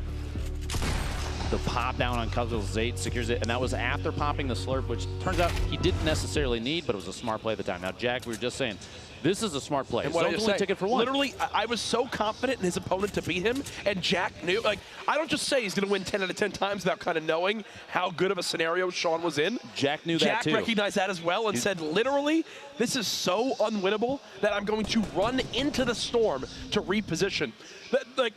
I'm going to be honest, that really validates me as a caster for a second. It feels good because literally that was so unwinnable that he just said, forget it, I'm running into the zone to leave this. Now, Tempo Payne dropping those grenades out there. The goal here, drop his opponent down and throw them off any kind of cadence they have. Oh, he's near the cube. He is near the cubes. I think you see him generating shield right now. Yeah. There it is. It's part of this is a 3-man fight. And it looks like his opponent did get eliminated. Wait, that's how far it's moved? It has moved all the way over there. Wait, it's by shifty now? It is. I left for a day. Things change quick, man. You got to keep up on the meta, Jack. Come on. Now, Morgas, we saw, this was a player, the last game was struggling to try and get his third elimination to secure that single point, trying to get that point. He's boxed himself in. He's top of Salty. He's building up a lot of quick edits to change his angles versus whatever opponent might try and sneak up. He's got a player underneath him. He's got Psalm between him and the top of Chimney Rock. He's got a number of players that are going to rotate in from the north and northwest sides right now. So this is a perfect third-party opportunity. Granted, he doesn't have anything long range. A drum gun, a minigun. He has a legendary heavy shotgun. The remote explosives. A loadout like this, he's hoping for late game. Here's a look at Vivid. Someone who has won multiple times in the early weeks of Summer Skirmish. He's going to go for it all. LMG now in hand as he's hearing the shields get popped. Try to juke his opponent right there, his goal. Hit the close wall, force his opponent to build out and try to catch him as he builds above. Vivid keeping this high ground. He knows that is everything, but unfortunately, there's that third party as someone has just peeked from up above. He may or may not have realized that there were shots from above here. And right now in this game, by the way, 2 players with 3 eliminations, Marcities and Top Boy, which means they both have a single point apiece. Trying to defend against these shots from the player underneath him. The low shot count that he was getting, that was coming at him, you notice he never built the triangles to double layer the floor. And that was, I think, the expectation there from Vivid is that, ooh, what a snipe. The expectation being that he doesn't think he's going to get shot at enough that he has to double layer. That means his opponent might be low on ammo, and he can disengage. They're going to disengage.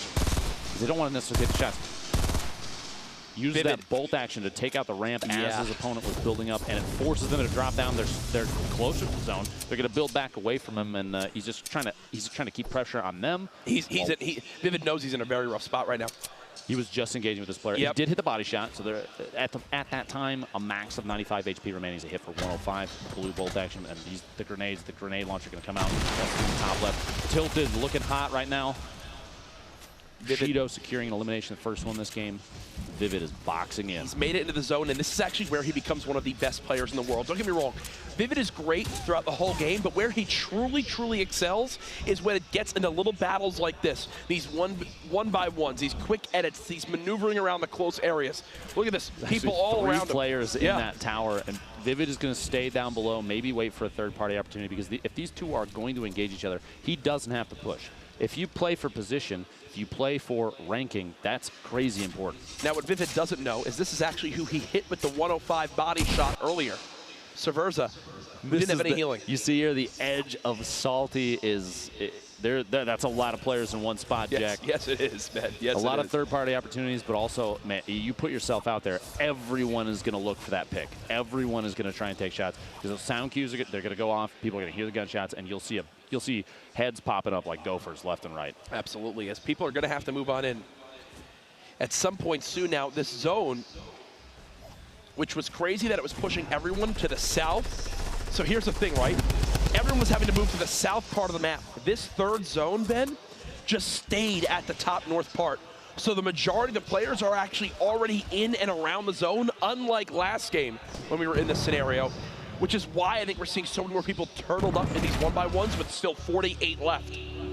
So you're Vivid, who was in the bottom of that tower. I'm telling you, this is where this man works, man. I'm telling you, this man works. Catching Cerverza off guard there.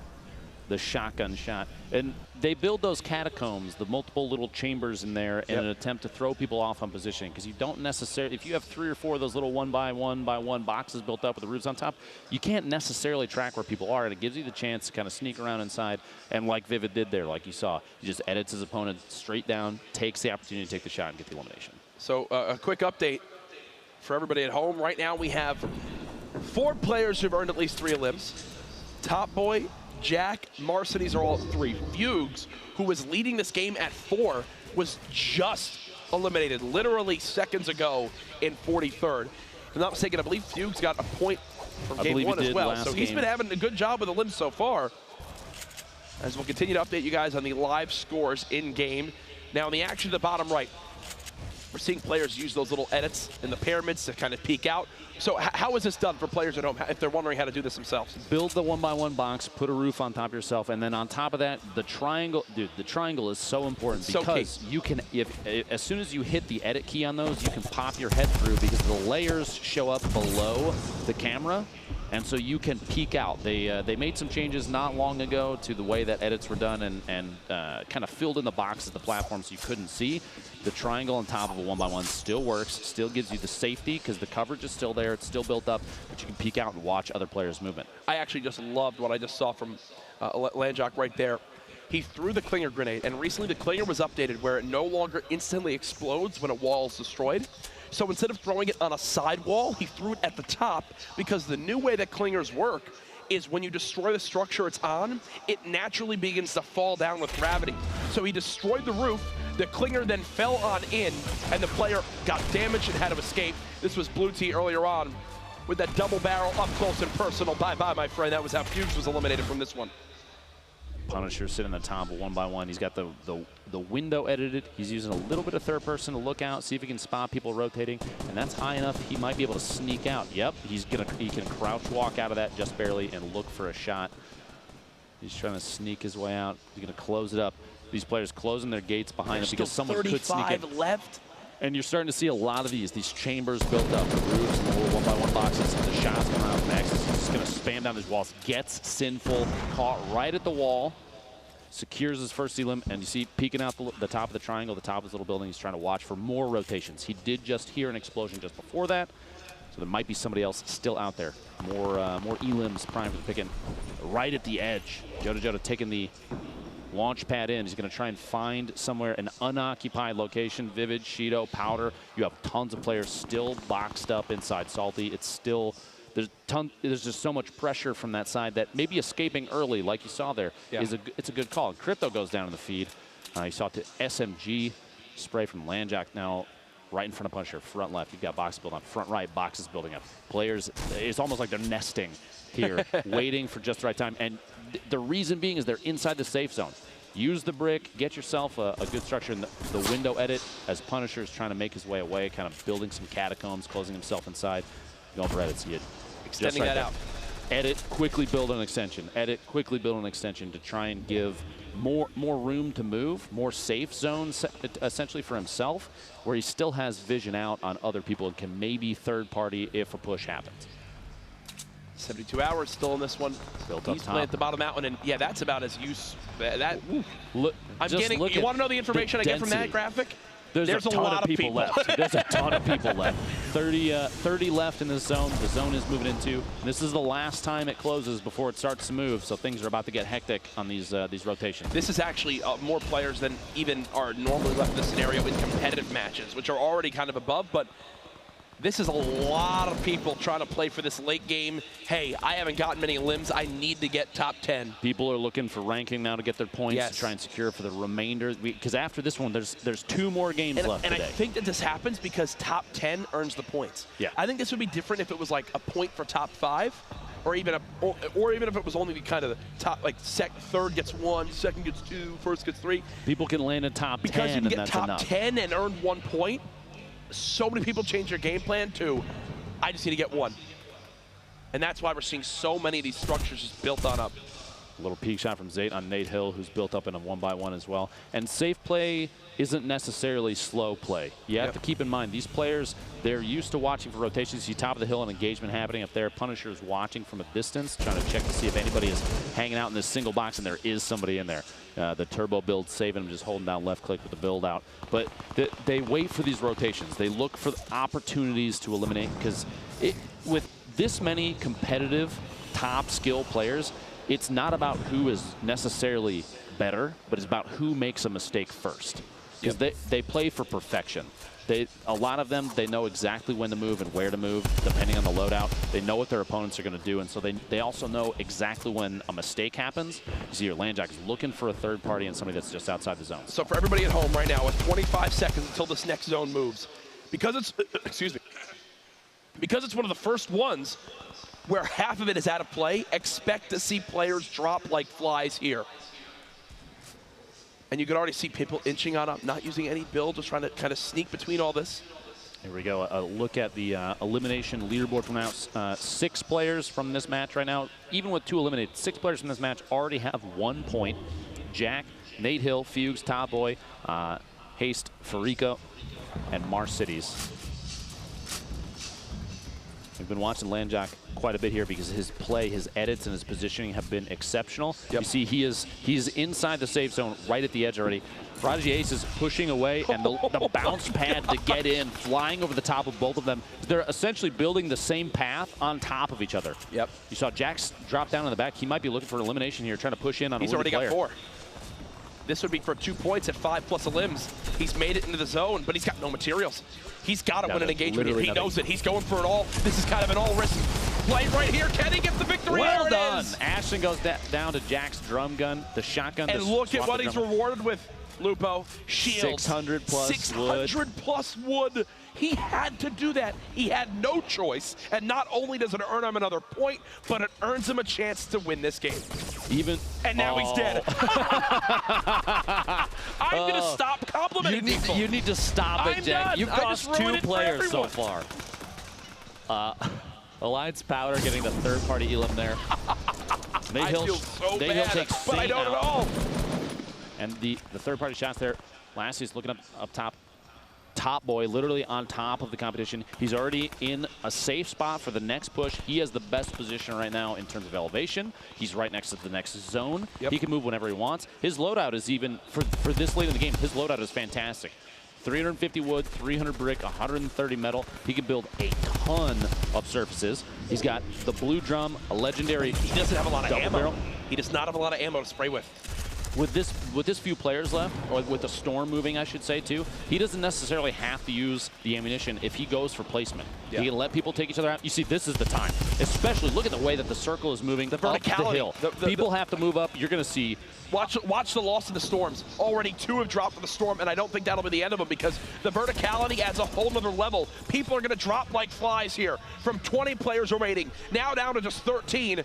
It seems like the rest of everyone has made it on in, but I mean, they are all within inches of each other. Mac actually goes down to the storm. Last second there, that's 12 left. 2 more players go down, and then everyone that's remaining gets 1 point. 1 more goes down to the storm. But there's still, the storm is still claiming players. 27 seconds left to the next move. Reminds me of week 1 of the skirmish. Oh, yeah. Oh, yeah. Sorry, KL. The storm still here. It's going to move to the top of the hill still. And actually, that shot you just had was the direction that it's moving. So it's moving from builds to builds that are already there. And Nate Hill here, player from FaZe, down at the bottom. He's bandaging. He actually got the med kit, that med kit off in the last second. Look at this. Looking around. He has quite a bit of medium ammo left, 210 shots. Unicorn's flying across, looking to make it into the next storm. Builds as he's flying, tries to establish himself. Looks like he just knocked him. He just fell off the map. Top boy getting tagged up, building the floors, trying to build himself a layer, but he hasn't double layered any of this. So if somebody looks up and starts to take some shots, or maybe sees where it's connected, he could get dropped early. Caro's looking back, editing himself through, trying to look for just sneak 1 shot in, but he cannot build. He's got 5 wood, 2 brick, and he goes down. 2 more lost in the storm, 8 players remaining, which means everybody that's left on your screen, as you see them, they're getting at least 1 point from game 2. Yep. And now the next question comes in, who will make it to our top 3 to earn themselves another point, and who will keep that victory royale? Look at this, Blue T all the way up top. He's just looking for free picks. When you're in the scenario, you have no intentions of dropping down unless someone forces you. He doesn't have a lot of metal left. He's in a good spot for the next circle, though. He is very, very close. And now he's going to actually get a little bit closer for a shotgun engagement. Free fire the rocket, trying to shoot. He tried to shoot back behind where there wasn't necessarily a wall to get some splash damage in on this player that's built in underneath him. Oh, he wants this a limb now, He does. It'll put him at 3. Yep. Plus, it'll put him to 5th place, and he's going to get it. That's 2 points in 1 shot there. Yep. And now he's 1 more placing away from another point, which would put him at 3 this game. This is a brilliant performance right now from Blue T. We're in our top 4 again, folks. You already see Flame has 5 limbs. He's earned himself 3 already. He's 1 more placing away from earning another point. 3rd here. Woo! Blocking the rockets. That wall just barely blocks the rocket in time. The next circle, this is the one that closes all the way down. So players that have HP healing remaining, and gets caught off guard by Nate Hill, sneaks inside and gets the healing, puts him at 6. The second one on Powder, 2 HP remaining. Are you kidding me? Nate 1v1. Hill, 7 limbs this game, and there he goes. Goes down to Blue T. What a finish. Nate Hill playing absolutely out of his mind that game, but Blue T secures the elim. He's fired up. You can see he was just hyped to get 7. At that point, yeah, he's counted up. He's counted up. I think he just made a gesture of, I believe that was what, 5? He got top 2, just plus 2, 7. Yeah, Nate just got 5 points for that game alone, folks. What a brilliant position. That was the final moment there from Blue T as well. So he had multiple limbs too. Blue T taking on the win, and excellent timing on the push there to get in there on Nate, and just trading shots back and forth. Nate's aggressive gameplay there at the end, knowing that people are going to be lacking on HP, knowing that right now, in that moment, everybody's kind of stuck in a panic state because the zone's about to close. So he says, no, I'm not going to wait. I'm not going to heal fight this. I'm getting the elims. I'm learning more and more why everyone is rocking the double barrel shotgun. Oh, it hits like a bus. It hits like a bus when you're in those final scenarios where it's literally everyone in 1x1s. It's like, guess what?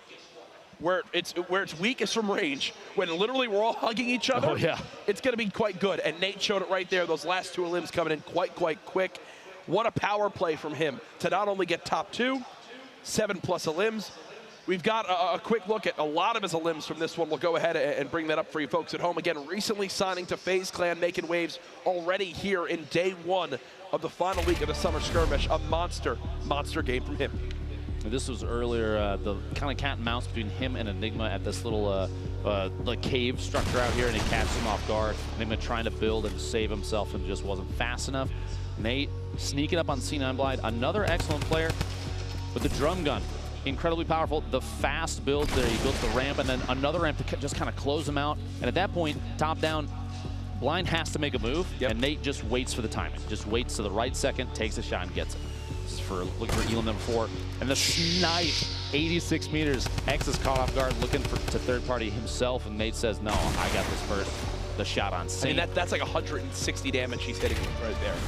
It's so powerful up close and late Absolutely game in nuts. these competitive matches, like you were saying, because everybody gets stacked on top of each other. There's a lot of close up. Everybody's trying to hug, and if you have that double barrel, especially the legendary, it hits so hard. It's quite good. So we've seen so many people putting up big numbers. We also had Haste Farico in that game, get some nice limbs there.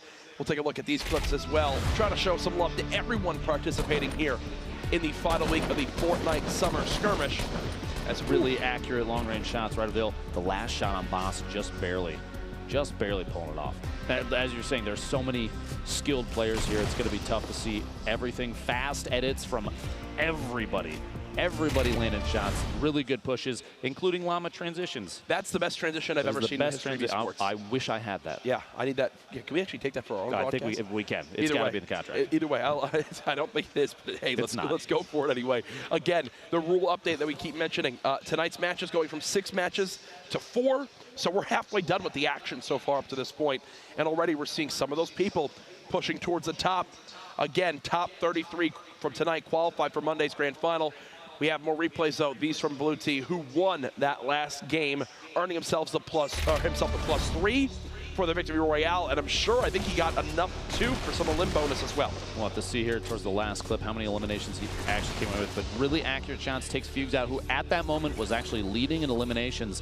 Yeah, that's got to feel good. He might not know that that Fugues had the most, but that's big.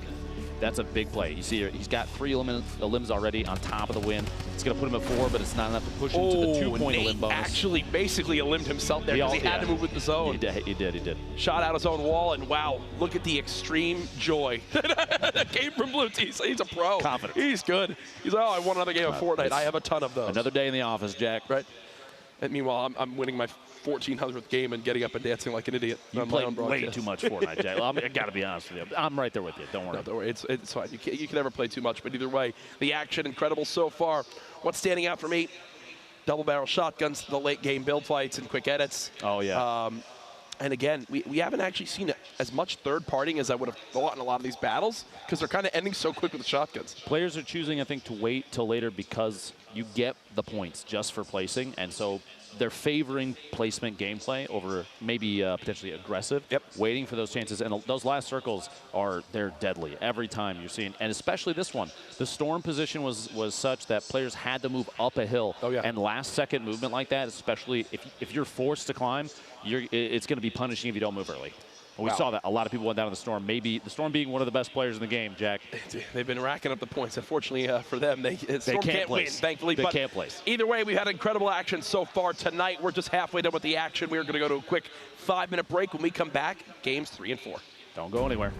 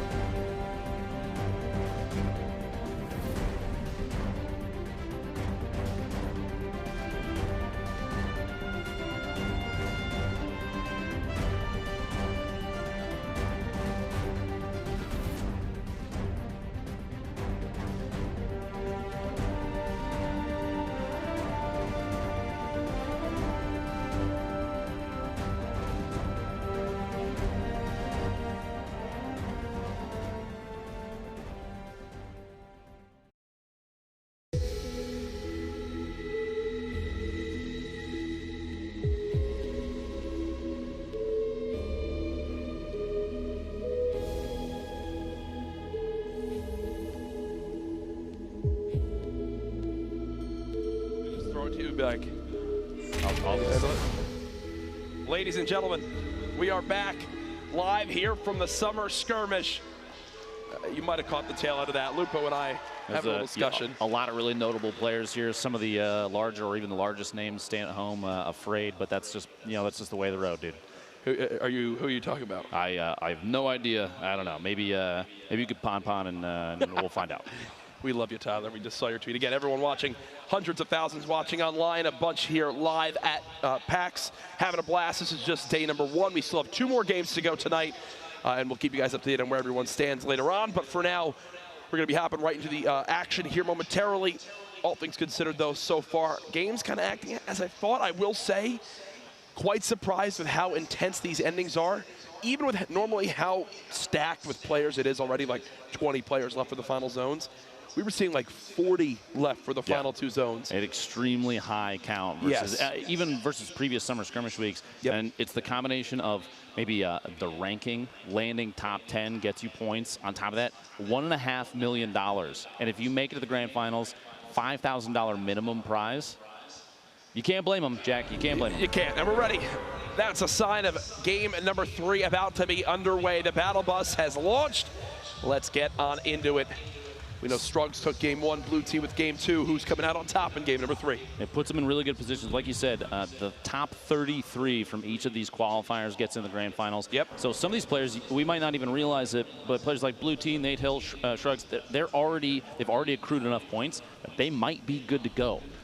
The point being, though, you can't get comfortable. You're going to see people that are still going to they're going to maintain the way that they played in previous matches. They're still going to drop into POIs that are maybe a little less populated. They're going to go for safe gameplay, and we're going to see that, I think, over the course of all of this. People are going to favor third party. People are going to favor safe gameplay. Try and build up a big arsenal of materials. You see on your screen, Tilted already looking maybe one of the hottest drops in Tilted we've seen thus far. 1, 2, 3, 4, 5, 6, 7, 8, 9 players there. And up here, Pleasant Park, it's Pleasant Park for a reason, Jack. Yes, it is quite pleasant right now with only a couple players. Blue Tee, I think, again, landing at this house, a very similar location. Again, I referenced it earlier. This is where I actually landed for the E3 Pro-Am. But back then, this was a completely different area to loot because they had the crater still there, which obviously the map has been updated. And at the crater, there was like 3 or 4 chest opportunities. So there was more loot in that area. Now you kind of go there and you can still get a ton of wood. There's multiple mushroom spawns. And it's kind of one where you're like, I get one big house that's got a couple chests in it and hope that after that and the wood I have will be enough to kind of carry me through the start. Now, in competitive matches, rotations are a very, very big part of putting yourself in a good position. And that term is basically, what path do you take? Where do you go? How do you play it to put yourself in a good position for the follow-up circles and where other players are going to be trending to move from? And Blue Tee, the winner from last round, landing at that house, at that point, with the position in the circle, moving into Pleasant, not necessarily the best choice. You see you're getting caught off guard. This is that Tilted is going to be hot. But Blue Tee, we'll see as this match plays out where he moves. That gameplay, that movement, if you're trying to improve your gameplay at home, that's going to be something to watch. I believe Drebin wants Dimes, who is completely weak behind that wall, and that's a brilliant stink. That might eliminate him. That's how weak he was. 5 HP. It takes 5 HP, and that's all he needed. And Dimes right now, I can tell you, he's not happy. Doubtful. He's probably saying words that I can't say on broadcast to himself right now as Drebin's going to continue to hunt. He's still not alone here. At least 2 other players, I believe, are in this area. There's one to the west, there's one to the east, and one to the north around this area. Now, Vivid is somebody that we've been talking about a lot, and this is early game. Vivid goes down 95th, Sheesh. That means next game he's gonna pop off because that's who he is. Snood gets eliminated by Zate, an excellent player. The jump there and shot from the AR gets a headshot. I believe that was 76 damage. Back up here in Westworld, Karath's kind of looking around. He's looking to get a single shot. And one thing I do want to point out, just for everyone at home, as this fight goes down, we'll go ahead and let this conclude, and then I'll get into what I was going to bring up. You see players trading damage right now. Drebin trying to stay alive. There's the quick headshot. Bye-bye carrots. And there's a golden legendary assault rifle for you as a reward. Drebin already 2 elims. This could be the 3rd right here if he can somehow take down Crypto, and it won't happen. But the point I was going to bring up, tiebreakers will be determined in the following order. total victory royales, total eliminations during the event, average placement across the games, and then finally a coin flip. So, the big thing is the elims during the event, during these qualifiers, versus the average placement. You just saw that 95th for Vivid with 0 elims is not going to help him in either way in those tiebreakers where, remember, top 33 move on. But again, not everyone's going to have points, so it could come down to 15, 20 people who have 0 who are trying to move on through. Because of the tiebreakers, that means that even if you don't get enough eliminations to secure a point, playing for a solid, even just one, can mean the difference between making it in or not. Because if you have a large number of players that are tied for 33rd, 1 or 2 eliminations could decide whether or not you squeak through to the next round. Absolutely. Hysteria in the feed, sniping Cosmo, who we followed last game in a couple cat and mouse engagements, a 22-meter snipe, but this is back in tilted. Wait, so one of these players is going to wait for a third party. Lavish actually might be too far away in the top of the gray building, up here in Junk, way in the northwest corner. Freak trying to get a few shots in. The build fight coming out. Cans himself in, or his opponent cans him in with a floor. He's going to try and build and counter and get up top. Goes for an edit and a peek shot. Now Marksman for the third party. Marksman now dropped way, way low. He's trying to pop minis in time. Not going to happen. I believe the third party might be Blue Tea, who pushed north potentially at this point. No, it's Diabolic. It's Diabolic. And that's right now Marksman is so upset, but that's the way of the road. That's just how it works. He's sneaking around. The audio cues again. He's trying to find where Freak went. That building, moving inside the building, and you see, he might be standing on top of something. Might be standing on top of stairs there. Yep. Kind of between floors, waiting to listen for Diabolic's push, maybe choose which direction to go, or even just a bait play. If he has like a trap, he can wait for Diabolic to move inside, place the trap, and start engaging with a shotgun. Trying to break on in. What will he spot? Freak is somewhere down here. Remember, the storm just began to push up, and they are out of the zone. They're not terribly far, but it's far enough that you can't wait too long. I'd love to if we can potentially just pull up the map for a second. And that's the snipe. That was the replay from earlier. The replay from earlier. That shot from Hysteria. A very, very quick snipe.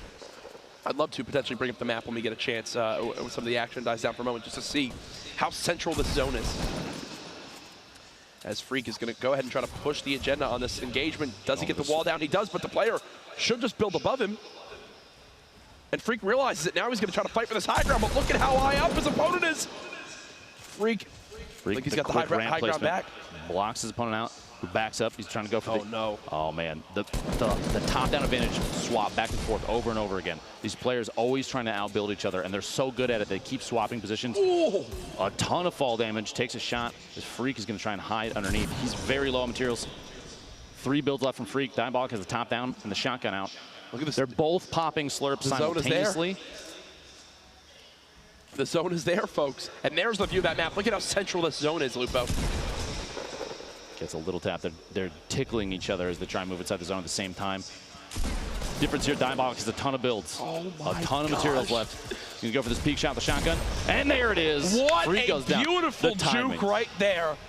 Diabolic playing with his opponent there will go ahead and get that elim, and now he's got to immediately run. There is a rift area. The Easter Island head out there that he runs into. A number of those spawn around there. So he should have some opportunities to rift out. He's lucky enough in one's there. He can make his way in with a rift. If not, I think the distance is coverable still. That he can get all the way in. Right now, the scoreboard, by the way, Nate Hill's the only player left alive with 2 eliminations. Dremen had 2, but he's been eliminated early. So Nate's in a good position. Second from last game. Blue Tea is still out there moving around. Jack actually just picked up his 2nd elimination as well. The view here. Here's a Diabolic. He did get the rift. The rift, as we were saying, that's the position that you want to be in. The rift changing his approach big time. The southeast corner here, Kayun looking around in a kind of a tight 1v1. Right at the edge of the zone, potentially third partying. Yep. Just looking for anything here. Somebody's just hanging out in the open. 120 damage pop and just a quick little reset. As you see, people already playing the edge of the zone. Zate just waiting. Chances are at this position, he was waiting. He heard his opponent or potentially ran into him right before that. He's even triangle building himself in to prevent his opponent from doing so, and quickly editing through as he moves up. The defensive builds, that right now seems like the big, it's the game changer between an extremely good player and a scary good player. His opponent actually built up a ramp. That's all he can build. He's out of builds. Look at how awkward this is right now for Salt. He's still got a ton of HP though, and he's going to look for a reset on the fight. He's very low on ammo as well. This is another one of those scenarios, Lupa, where Salt has to win this. This is an all-in fight. If he like disengages, what does he have to his name? Some SMG ammo? No way. You even see there, he forgot he ran out of materials. He tried to build to protect against Zayd's push, and it wasn't enough. That was just, it's your hand is forced. When you've got that little, it's like, I have to fight this guy, because if I leave this, I can't build. I have no ammo to shoot people. I have to take these materials. And unfortunately, it doesn't work out for him there. Interestingly enough, too, right before the cutaway from Zayd, he had almost no materials on his own. Yep. So at that point, a push from both players was the only option, or they run away from each other, which in a situation like that, especially a top-down advantage, it's not going to happen. Johnny here looking down to try and take advantage of maybe a weakened opponent underneath him.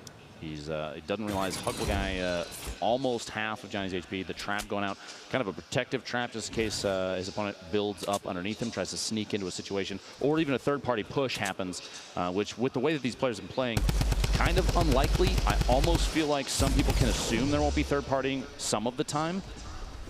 A rift off in the back there, but Johnny is not worried about that right now. He's worried about this opponent, Huckle Guy, getting on top of him. Oh, he just left. And he said, no, thank you. I'm gonna head out here. You see on your screen, tons of players with 2 eliminations. Wow. Nobody has 3. No single point for elim count yet, but it's gonna happen soon. Yep. A lot of people could tick forward with this one. A lot of people very far from the storm too. One player even over 500 is Amaze. EU Amaze is 560 meters from the storm, the next circle. He has a long way to go, and it looks like a lot of these players do. That means that people are going to start running into each other on the move. Yep. And they won't have structures built. There won't be a layer of safety there, so you're going to see a lot of, like we saw earlier, phased replays taking that shot on the move, the snipe shot while they were trying to push with the zone. That's going to happen in situations like this with so many players rotating. Here's an example of it right now. It's going to be KU and try to push on in. Watching their back for a second. They obviously don't have all the information we do. All these players moving simultaneously. It's a feeling where you're like, I won't shoot you if you don't shoot me. Like you're thinking in your head, please don't. Gentleman's agreement. Please no, don't. thank you. As we were just talking about replays. Lucky for everybody, he's not sitting on a sniper rifle right now. Right. But he still has a very powerful up-close loadout. Even that the Portafort can come in handy in very close 1v1 engagements where you need structure instantly. That thing builds tons of metal. Give you a top down on a player. Now, Dester, we watch. This is an abysmal position. It is a bad spot. He is one underneath. Build. He has one build, and look. The storm's Papa still moving. Storm is there. He's got to move. Dubal's got to move. He does have a campfire. He doesn't necessarily have to move just yet. He's playing for this one limb.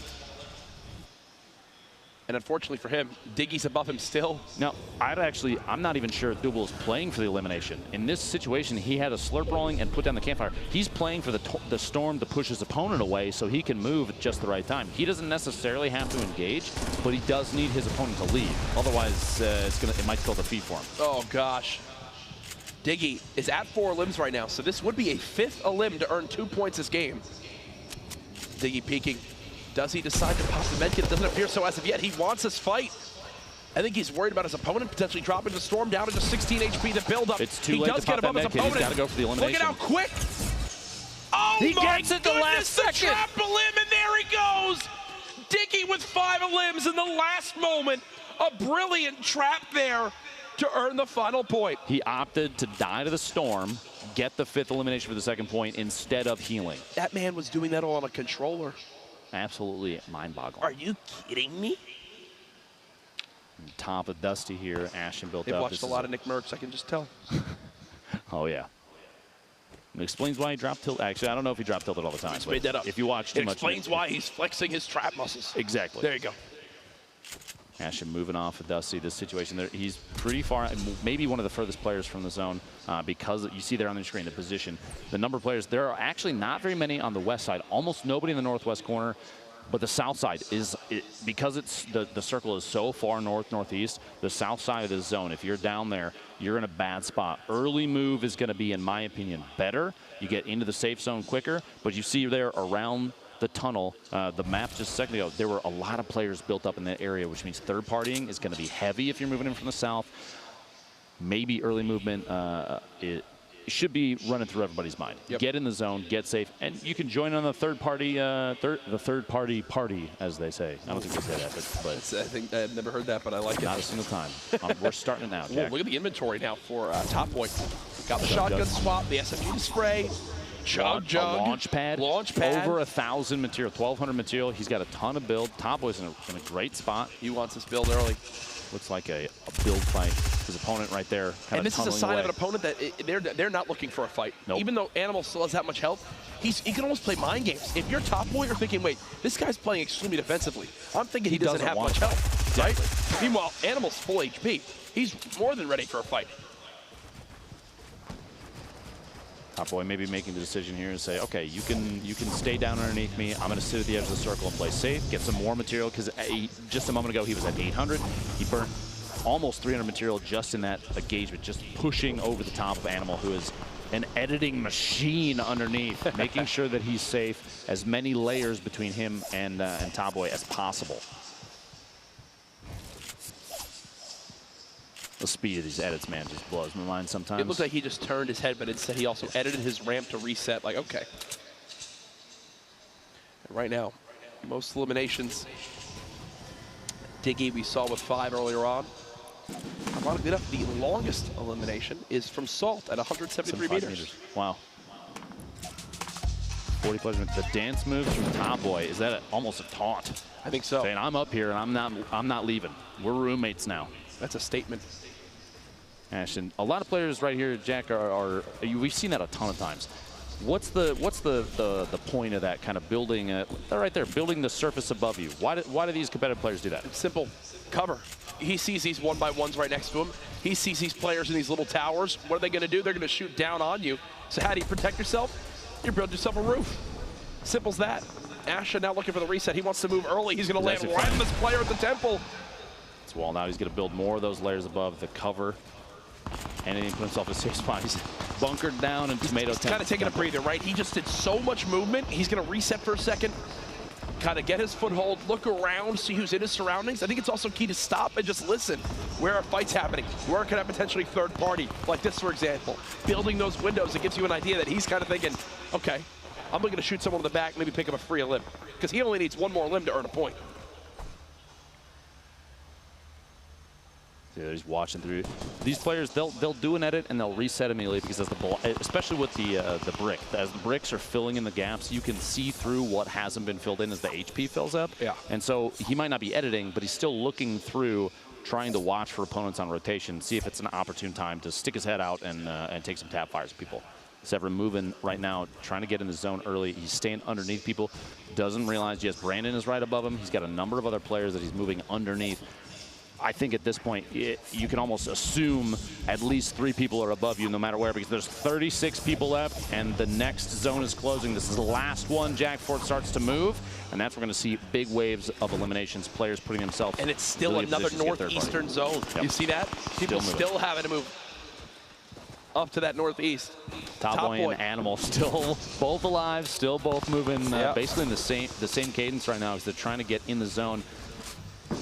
Uh-oh. Here we go. The switch of position. Animal's now above Top Boy.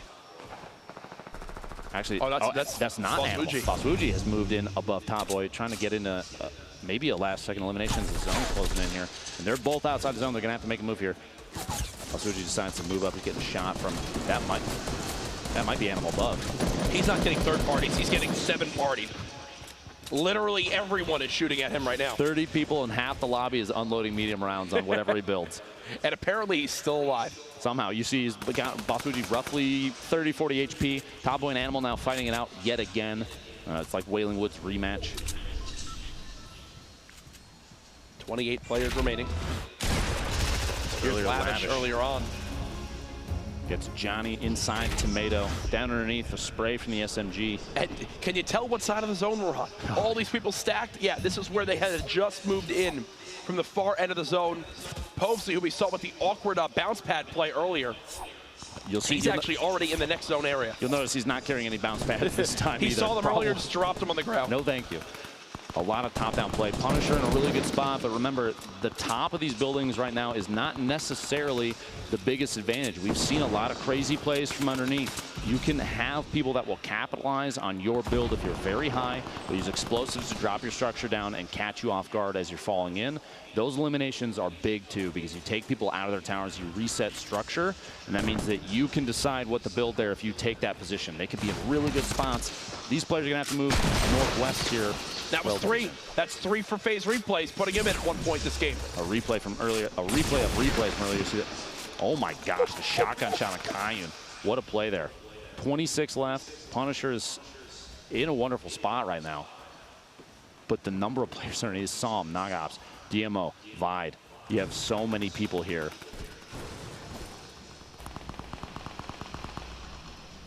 Sitting patiently waiting. He's got to move so far. Top Boy's going to definitely use his launch pad here. Almost certainly. There it goes. Moving into the zone now. He's got to decide where to go, and that's going to be rough. There are a lot of structures here, and nowhere is safe. Except for maybe right there, the one spot that he could build. Even then, and here you go. Like, everybody's trying to move in right now. These builds just put up as many layers as they can. Animal's moving into the bounce pads. He still has 2 left, so he can make a play. He can make a push. And Turkey Lips trying to get the third party from the top of the building, taking those, the purple AR tap fire shots. Every player with 3+ elims has been eliminated. The shot! Turkey Lips getting his 3rd elim there. That gives him a point for this round. Saint going down outside of that. And Animal gets eliminated as well. Turkey Lips securing that one. That's his 4th elimination. One more will put him at 2 points, Jack. But he's got to take a second here to heal. Yep. And hopefully nobody heals look at that. He's the only player still in contention with eliminations. Try to push towards that top 10 to earn another point as well. One more limb would net him another point. Turkey Lips, someone we got to keep an eye on in this game as it continues to develop. No heals, though, for his HP. Trying to build up a little, the back out to jump and ramp so he can get up on top. What a shot that is. The top right corner of your screen, the top center, every edge except for the south side. Povesy might be in the best position of everybody because there's nobody around him. He can wait. He's just chilling at the moment.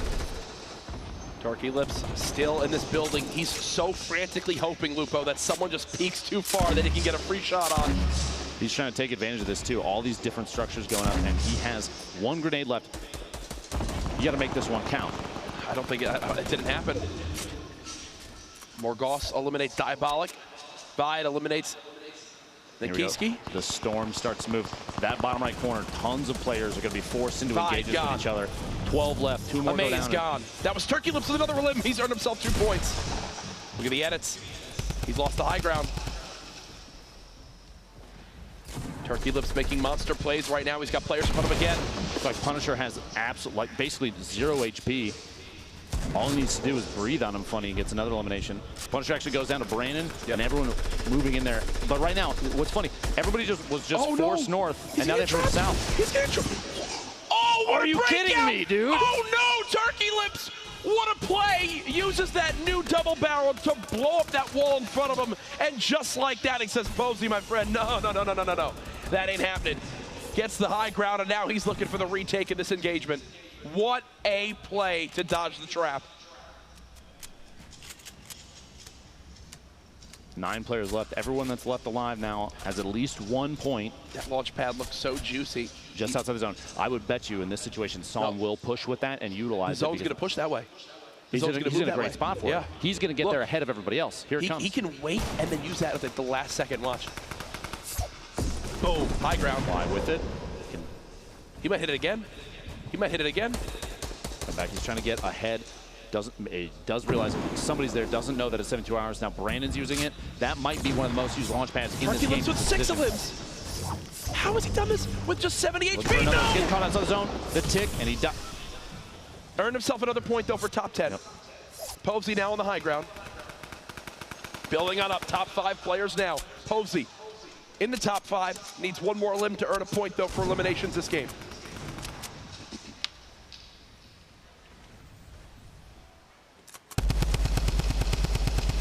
Shots down below. He knows at least one player's trapped inside there. kind of trying to poke a little bit, maybe get a reveal on somebody and see if he might even be able to provoke. That's not held up by a lot. That's not held up by a lot at all. The majority is outside the zone too, so he won't be able to build and reinforce it. If somebody sees that, they can take him all the way down, but he's going to move before we even get to that point. He wants to get involved with these fights. There's a chance that he could get a third-party kill on somebody that's not watching. It's elimination and no mats. 72 hours down. Look at the rest of his inventory though. Look at the med kit, the chug jug. Dual drum guns. That's all you need, I guess. 72 hours probably looking to play for the very last circle to close, but having no builds remaining is going to be really tough. There is somebody inside there, the drum gun. Hold down that left mouse click and see if he can knock in. Move around the outside. He's going to try and make a play. A flank. Are you kidding me? 72 using the storm to hide and gets the elimination on Solve. 1 versus 1. 2 players remaining. 72 hours trying to stay alive. He's got no builds left. It's Brandon who's close. Only 31 HP. If this goes down to a heal fight, 72 hours wins it. Without a case, but there's the engagement trying to build on up. A quick shotgun blast. The second comes in as well. Brandon down to just 54 HP. 72 hours. Popping minis. The zone's closing on in. He's got to go for this right now. Brandon dropping on in. 72 hours into the zone. Oh, are you kidding me? With 3 HP. And the spray of the drum gun wins the game and earns those final points. 72 hours shows why he's one of the best players out right now, making the choice earlier before this engagement to push out the storm. And yet again, spraying that drum gun, man, comes in clutch every time. He used 2 drum guns. His whole inventory was 2 drum guns. Healing and drum guns, it's all you need, Jack. If 72 hours knows how to utilize, especially those positional plays. Yep. He doesn't have any materials, waits to the last second. The rotate outside through the storm. Yeah, I'm going to take some damage, but look at my inventory. I've got a med kit, I've got a chug jug. I don't care. I can push for this elimination, and he got it. Pushes into that zone. To recognize the build and to think, yes, it's worth me going in and taking 20+ points of damage to then get the flank on my opponent, get that free limb. Remember, he had 0 build left. So what did he do? He fell to the low ground, made sure there was no traps, fought in those close walls. He was worried about pushing on in, because if he pushes in, his opponent places a wall, he places a trap on that. Yep. There's a lot of things he can do to catch him off guard. What a play at the end from 72 hours. But he wasn't one of the only stars in that game. Turkey Lips went off as well, Lupo. 6 limbs for him. Just fell short, literally, of that 7th limb. Including this snipe there on Axis as the storm's starting to close in. He secured a number of eliminations on players that were caught totally off guard because his position, his awareness of their position right there, another one, a maze getting stuck inside a box as the storm is moving. He's playing intelligently. He's playing for an advantageous position of his opponents. And even right there, watching for when Sofa wasn't looking before he knocked the surface out, smacks it out and switches the shotgun and gets another one. It's so well done because we saw that entire time he had, I believe, a max of about 75 health. That was it. And still got all those limbs because he knew the exact times he needed to peak. He didn't get overly aggressive. Brilliant plays there from Turkey Lips, someone who I've faced off against a bunch. And by the way, also great guy. Absolutely great guy. Met him in the airport. Cool dude. 72 hours, we got more highlights from you, my friend. We've been talking a lot about you. Let's show everyone how you did it. That was the limb on the Sinful. Pops into the storm, and this is one of the smartest plays I've seen so far. Moving, especially when your opponent is distracted in another engagement, moving outside the storm, these top players are going to use their HP even as a currency. It's sort of in a way to say, you know, it's a resource. I've got materials, yeah, but I also have hit points that I can use to survive outside the storm where players aren't necessarily looking. And right there, knowing exactly where his opponent is going to be and spraying at the corner as they were trying to build, trying to defend themselves, and it was not enough. And he takes game 3 home. And what I love right there is kind of the camaraderie that's been built now in the competitive Fortnite scene. Those were 2 players from 2 different teams, all competing in a solo thing there. But everyone knows just how much it is to win in that final scenario. You see there, you know, I believe, is that what, C9 and Liquid? 2 different players from 2 different teams, you know, getting together and still talking. They played a ton online, but even in that final moment, you know how tough it is to win a competitive solo like that, and then with the stakes that's here, you got to give them props right away. The tension is incredibly high. The pressure on these players to perform, especially because right now, if you miss out on your chance, that's it. Yep. You got to make it in. Top 33 from these qualifiers go to the grand finals on Monday. And we're going to have those people by the end of this next heat. One more game to play. At this point, if you have 0 points going into this game, Lupo, what is your strategy? Safe play. Okay. You can wait for these opportunities. We saw from players like Turkey Lips that last game. Third party, take advantage. You don't have to play aggressive. Wait for other players to play aggressive. Wait for them to make the mistakes. We've been talking about Vivid a lot, and we have to wait for him to put on a good show in this last one. This is his chance to strike because you know he can do it. We've seen him do it countless weeks before this. He's won 4 of the 7 skirmish weeks, and so this last match might be the chance for him. Take advantage of position, play in just the right spots, go for it. Ben, I've got some good news. Tell me. We have a standings update for everybody at home. We have numbers. We stand Give them after to me. the first 3 games. 72 hours with that victory. Royale moves to our top spot at 8 total points. Turkey Lips, 11 limbs topping the boards at 4 total points as well. You see United's Jack in our top 10. But then as we move towards the bottom, 2 points is top 16. Remember, our top 33 move on to that finals on Monday. Sinful, 17th. Sofa in 20th. Now, you see right there, 32nd is 3 eliminations, 1 total point. Jack, that means you come away with 3, 4, 5 eliminations this last game. That puts you into the grand finals.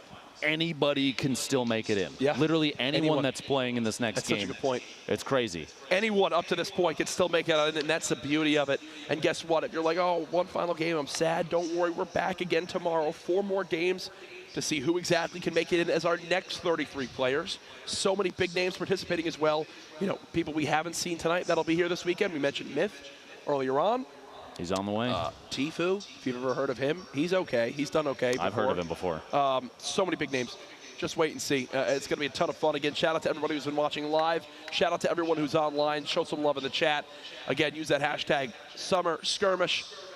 Tag us in clips online. We want to see the stuff that you guys have enjoyed the most from these events, even previous summer skirmishes, because this stuff, these are some incredible plays from incredible players, and there's situations that maybe won't come up again this week, but we want to talk about them. We got to talk about them. Duos, solos, everything. Yeah. Every little bit counts, Jack. We've got our game 4 about to begin, but before then, we've got a little montage of some of the players that are here this weekend. Let's have a watch.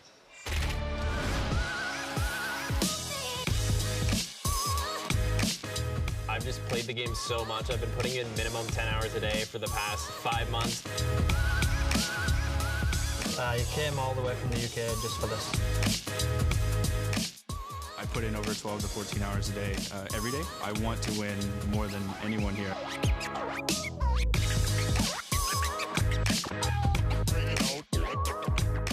I'm confident. I beat some of the top guys all the time, so I just know I have what it takes.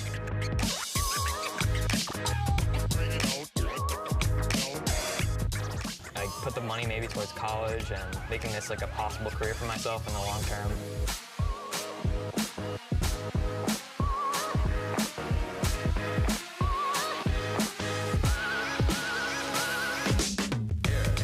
I just want to beat everyone else, just to know I beat them on the inside, so I can tell my mom. She'll be proud of me.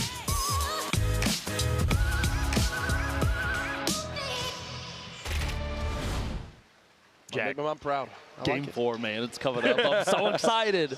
I'm ready. The gameplay thus far has been it's been exceptional. Seeing these players, the decisions that they make, the positions that they put themselves in, man, I'm writing stuff down too. I got to take notes. There's one thing I have after watching this, I'm like, I'm glad I didn't play.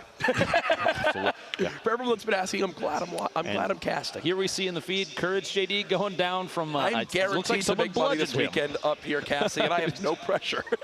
You can't It's lose, great. Jack. It You is can't great. lose. No, but we've had a lot of fun so far. Hope you guys can tell.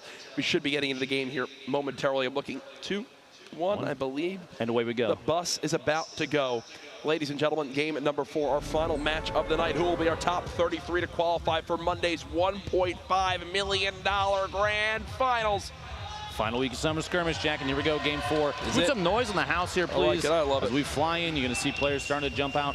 A lot of people jumping out very early, trying to look for a spread, maybe greasy, flush. You see people pushing across east and northwest immediately. every single POI, and even the locations that don't have a label on them, we have nicknames and stuff for them, but I feel like everywhere is hot right now. Yep. There's an even spread of players across the entire map, but that's not necessarily the case in every POI. Even last game we saw Tilted had a number of people drop in it very early. We've had some of these POIs that are larger, retail, and pleasant have a couple players drop at them. You see in your bottom right there, winner from last game, 72 hours, trying to decide where he's going to go. Oh my gosh. Tilted is heated. Retail is hot as well. You get to see people pushing across the Lonely Lodge. Him and Vivid are actually very close to each other, which is kind of funny. 72 hours looking for the underneath the tunnel drop. Potentially he's going to pop in the top here and drop down the stairs. Flowers from C9 and Tilted. There's about 15 other people here. Oh, he didn't finish that big shield. Did not. So he'll have to Round two. redo that. And there you see Tilted Towers. So here's the beauty. This building updating each week, Lupo. There's actually so many of these pallets on the bottom floor now. You can come out here with so much wood. Oh, yeah. I mean, if he breaks all these pallets, he'll finish with probably at least 275, 300 wood. You get the layer above, too. You're sitting on maybe 500 to 600. Oh, yeah. This is a spot that I've routinely dropped now, and a ton of players have dropped, is that the new building, and I'm looking forward to seeing what Epic does with that. Orphi's got literally one of every weapon. He has every gun in the game right now, doesn't need the heals. He's looking for a bolt action shot, and maybe somebody that doesn't have shield yet. And his pink lunchbox on his back. An early game bolt jack can mean really fast elimination secured. If you hit somebody, even a body shot, that's 105 damage. No shield, that's an elimination. Yep. And he's trying to spot anybody. There's your zone. The most aggressive third partying we're probably going to see, because he knows he can catch somebody off guard. That's points. There's your look at your zone. Even eliminations for tiebreaker. That is true. The elims for tiebreaker are going to be, that's where all the nuttiness is going to come in. Maze, the stink bomb. He doesn't realize Johnny's all the way down bottom of Maze. Yep. That stink is ineffective. And that was key. He actually spotted the third party before they could get close. Here, Flame and Povsy.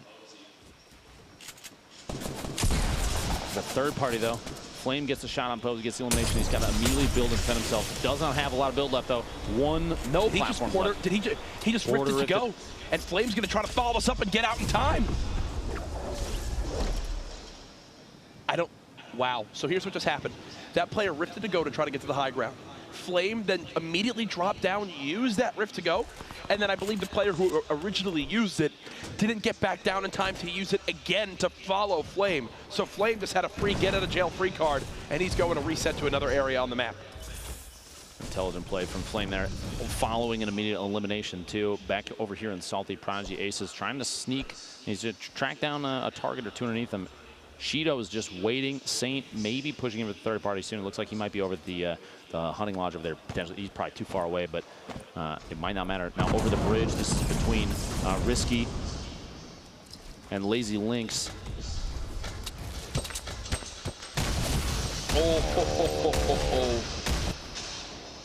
And there goes Lasius. A very long-range grenade shot from up top. Right. Prodigy getting another elimination. Gets Shido underneath. This is who he was tracking, waiting to see if he could find them. This is brilliant for him. This is going to put him at 196 hit points after he's all said and done using these shields as well as the cozy campfire. Soul trying to keep this high ground. A quick pump shot. Having to swap to the silent pistol, not the best swap weapon, I can promise you that. His alternative, though, was a hunting rifle. It's kind of his only option. You never know. he could swap out. There was an SMG right there in front of him as he moved into the bottom of that building, trying to kind of hide from Dremen, who the tac shotgun right now is going to be really key. You just left click over and over again. Consistent damage if you're up close. Doesn't matter if it's gray or not, that thing could still hit like a bus if your aim is true. See all the limbs so far. Soul has got himself up to just shy of 130 HP. He's going to go and pop that. Putting him at 123. Looking for a quick little peek. Dremen, look at how weak he is. One no pump shields. Quick, Sourdough for a flank. Gets it. Gets Dremen. The third party from Wheats. 66 meters. That might not have been a shot meant for him, but he took it midair. And I just pointed out how much health he had, right? He was feeling good at 123 HP, because that's enough to save you from any bolt or hunting rifle shot. Well, guess what? Wheats had the heavy sniper rifle. The heavy sniper, the epic version, 150 to the body. as Weeds clips him right there. He's now earned himself all this loot. He's got a Rift to go. He's got minis. He's got 700 plus mats. Weeds in a brilliant spot. No minis will save you from that heavy sniper, as you're saying. It's kind of the same position as the trap damage right now. Yep. 150 is more than what some players can. It's tough to buffer up against that. Even minis won't be enough. It's the boogie bomb. What? Nibs now dancing for his life. Ripmate's got to go for this. Pushing in, the shotgun gets him. A shield tag, 24-20. Can't land it, Nibs gets him. 17 HP. I'm mad for him. That shotgun, the body shot, not enough there to put him low. He made the right play. He had to go. As soon as if you land a boogie bomb 5 seconds, you have to push that. Unlucky shots from the SMG, and Nibs turned it around on him. 72 Hours, our winner from last round, sitting on 80 HP right now. To be completely clear, no matter what happens in 72 hours in this game, the man's qualified for Monday. Oh, yeah. He's good. He's good to go. He is good. Sitting pretty in first. Ooh, he's done. Landjack gets the drop on him, but you don't come away from that upset. No. You look forward to Monday. You focus on what's next. Absolutely. Now back. Landjack sitting on 2 eliminations. One more gets him a point from this round, the 4th round, the last round for these grand final qualifiers this evening. Again, cannot be stressed enough. We are playing only 4 games to these late night qualifiers now. Rule change came in earlier on. That applies to all 3 days. Yes.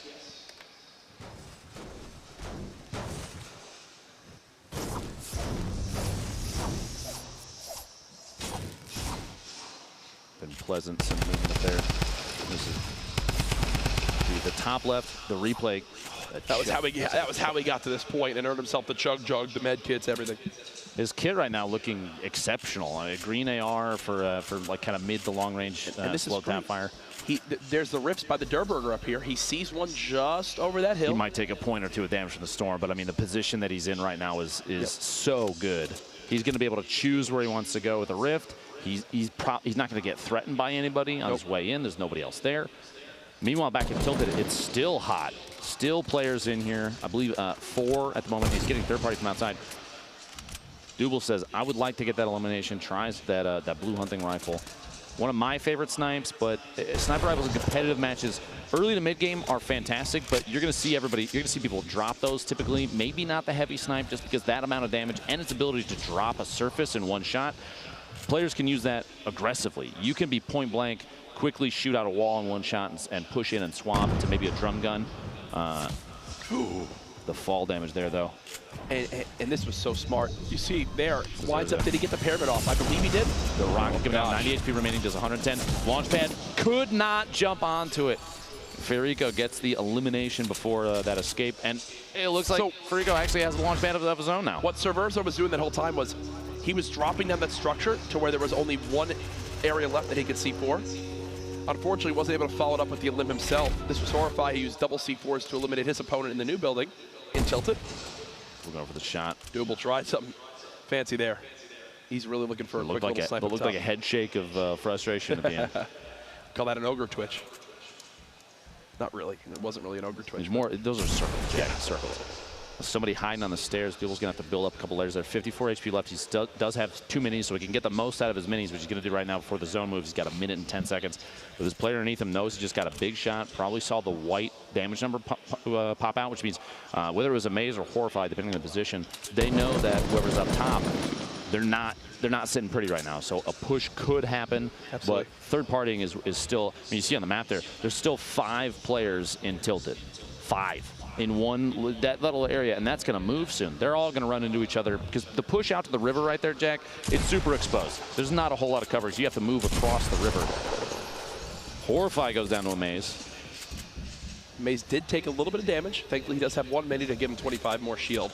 And just some information for players watching. Turkey Lips is the only player right now with 3 or more eliminations. He's sitting on 3. Which means he's got 1 more point from this game alone. And he's already with the most elims of the entire event so far in these qualifiers. I believe this puts him at 14. 14 elims in we're only 3.5 games in. That is crazy. Absurd.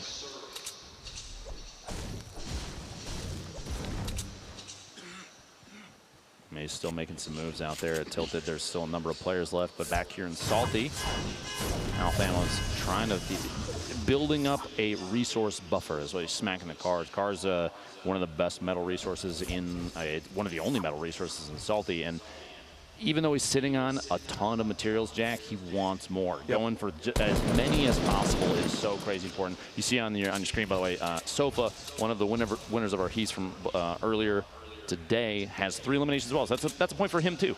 Yep. We talked about literally 1 point, 3 elims could mean all the difference. As 32nd coming into this game, 32nd had 3 elims and 1 total point. Hysteria gets elimination on Regan 57, who's trying to build up, trying to keep himself protected, but it looks like the quick placement edit from Hysteria, that kind of angled wall, that's all it takes. Snood and Ashen pushing in above him as Hysteria's cleaning up the remnants of his opponent down there. Smacking it. You see a lot of players, if the material's not there, if the walls, the surfaces are not there, they're going to knock him out, and if he's trying to can himself up in there, they'll immediately replace him. Now, it looked like Hysteria's looking to pick up an elimination or 2 in there. Yep. Now, I don't know if Hysteria actually has any points so far, but he has to load out this game to do it. And he knows that as well. He's got the launch pad. Look at the double, triple C4 coming on in. He is making it rain C4s, and Jack is frustrated. I can promise you that. An excellent attempt there. Landjock has been playing exceptionally well. That gives him 3 points, or 3 eliminations, which is a point. Lavish. You notice he's just bandaging up. He's not building. He's not moving. The little stutter steps. He's waiting to see maybe where this opponent is. Try and catch him off guard. It's Snood who's just in front, and look at how healthy Snood is at the moment. You see the look. That's the look of determination. He's not safe. He's got to move in with the zone. He's going to have to move in. Next is another one of our players with 3+ eliminations, giving him at least point pop in the minis, give himself a buffer. He's in a good spot, though. He doesn't necessarily have to play overly aggressive. He doesn't have anybody in front of him right now, so the structure up top is safe. Looking underneath him, though, trying to find somebody hiding down there. Wood at the ramp. Go ahead and grab that real quick. 412 more wood. This man has 700+ wood, 800+ brick, and maxed metal. It surprises me, though, that he would shoot those rocket shots off like that. Typically, you see competitive players hold on to explosives until very late. Really value them, yeah. It can make a big, it's a change of momentum. If you have explosives versus somebody who doesn't, you decide when their structure comes down. You decide when they have to push and move. And shooting those 2 rockets, we'll have to wait and see if that was an intelligent decision or not. Was still one of the best players ever. I mean, all these guys are crazy good. Yeah. All these players are incredible. So chances are he'll probably run into some rocket ammo at some point. No, for sure. Now I'm quickly looking at my screen. 1, 2, 3, 4, 5, 6 players already this game have earned themselves 3 elims, meaning they all have 1 point to their name, which, as we keep stressing, that literally is enough to potentially put you on the bubble to make it into our top 33. We saw earlier, even the top 32, 32nd had 1 point with 3 eliminations. Some of these players that you see in this game, this could be the deciding factor. Pushing to 5 elims could be, I mean, 2 points could be enough. Yep. It's enough to make him move. Marksman slowly inching in, and every tree he goes to hit, he's trying to get some wood. Unfortunately, in these pro player-filled lobbies, all of these trees have already been just dropped to 50 health. So he's not really getting any mats from it. Oh, gosh. So he's got to edit himself out to try and get away from that before it ticks him. 5 HP a second in terms of damage is quite a bit when you're sitting on only 39. And Prodigy Ace is going to keep the stink bombs going. He's out now, but hopefully he got enough damage in there on Tristan. Maybe he can make a move soon. It looks like he's not going to. He's going to wait inside Salty. The fear, I think, of being third party when you're playing for rank right now is so high that they're not. You just see a lot of players, they might get some damage tags, but if it's not enough, it's not substantial, they're not going to make a move. Well, he's built up a fortress right there, Jack. Prodigy Aces just more than happy to play kind of gatekeeper. He's looking through the slots of those wood, trying to watch for any movement outside.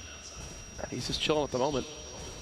No reason to make anything happen. Alliance, Powder playing kind of close on that same gatekeeper area as well.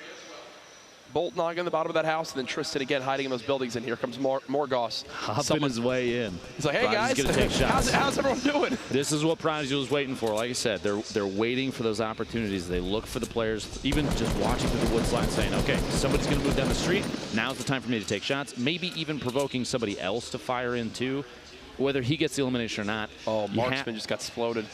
You have to consider, too, these players are always thinking, even if I don't get the elimination, if someone eliminates that target, that puts me closer to top 10, that puts me closer to a point and make it to the grand finals on Monday. 100%, 100%. With how many people are playing for that top 10 here, every little bit counts. Snood taking power out with a shotgun. Rock's coming on Nibs. Shoots around that corner. Wow, the block out there at the last second wall, just preventing any damage from the Rocket. At the high ground, and he's got Rockets on the high ground. Somehow falls down. He knocks himself down. This could spell disaster, and it does exactly do that. Oh, he's kicking himself for that one. Rockets himself down, breaks his own structure, which drops him below, and just like that. Rocket, look at that simultaneous rocket trades. Levake shot the rocket as Nibs' rocket was going out. Levake shot the rocket as well. It's simultaneous rocket fire. Now Saint very low HP, trying to build up. He's putting himself as high as he can right now. I believe he's not only is he getting third party by somebody. You heard the snipe shot a second ago. So you see there, he got he's in 1v1 against Sofa as well. Trying to edit Sofa.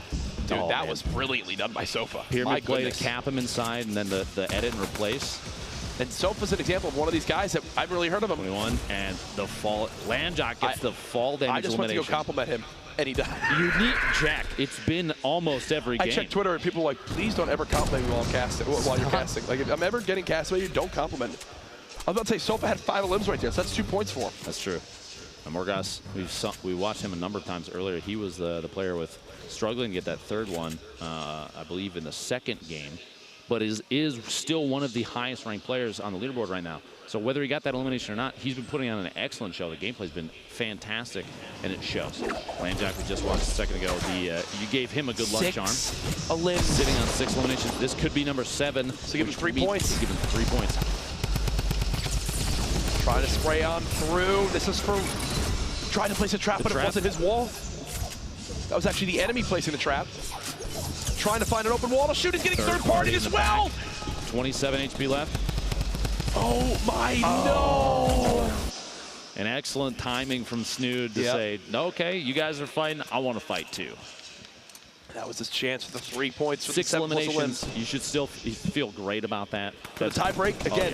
Tiebreakers. Total victory royales first, then total eliminations. And only 4 people can have victory royales. So elimination it's going to go to eliminations basically right away. Whether it gives you a point or not. Yep.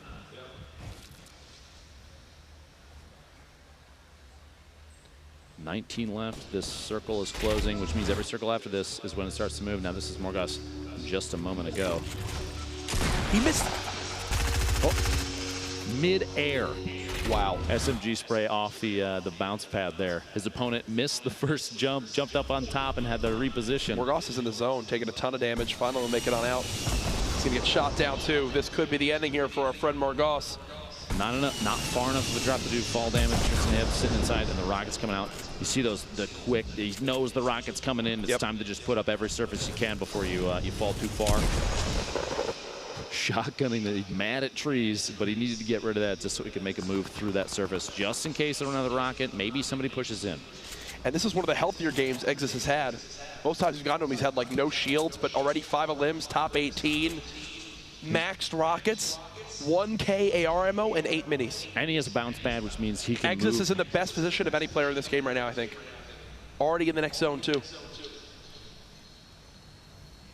That's actually ridiculous. He's in a really fantastic spot. As he somehow gets sniped from the heavens.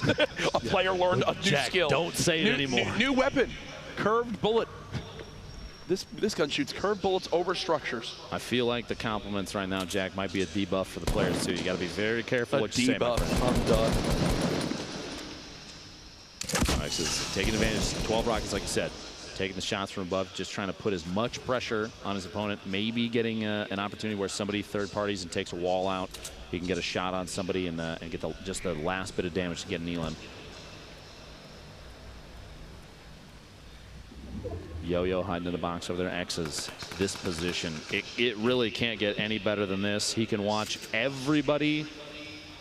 He's not too high, so fall damage won't be too much an issue. And right now, the zone is moving. 30 seconds for players to move. 18 left, which means 8 more go down, and then people start getting points for their rank. And he's just taking a little more of a setup area in the zone to look out of the new storm to be able to shoot on players pushing on in. Huggable guy dropped to 1 HP. There's the elim from Mac.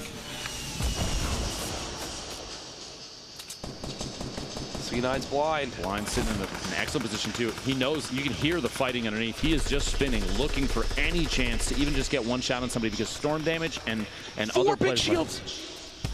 4 big shields is what blind has. Please go ahead, do damage to me. I can literally block it forever. It doesn't matter. Yeah. Now Nate with the he's going for that edit. He's trying to apply some pressure. Smacking out all these structures. He's got to build himself into a box, essentially. You see, like I said before, players they'll pickaxe out a surface, replace it immediately with their own, and then even sometimes instantly edit a window on either side of the middle just to see if they can get a peek shot on somebody that might have been watching and backing up from it. Any sort of surprise. Now, Nate doesn't realize no one else is in there right now, but he knows there's people around. X is still sitting here, sitting just as good as he was before. Yep.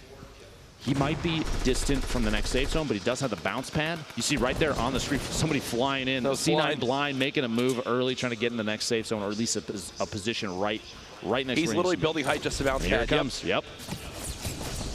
Oh, the shots on the way in. Well, that was blind, just returning the favor.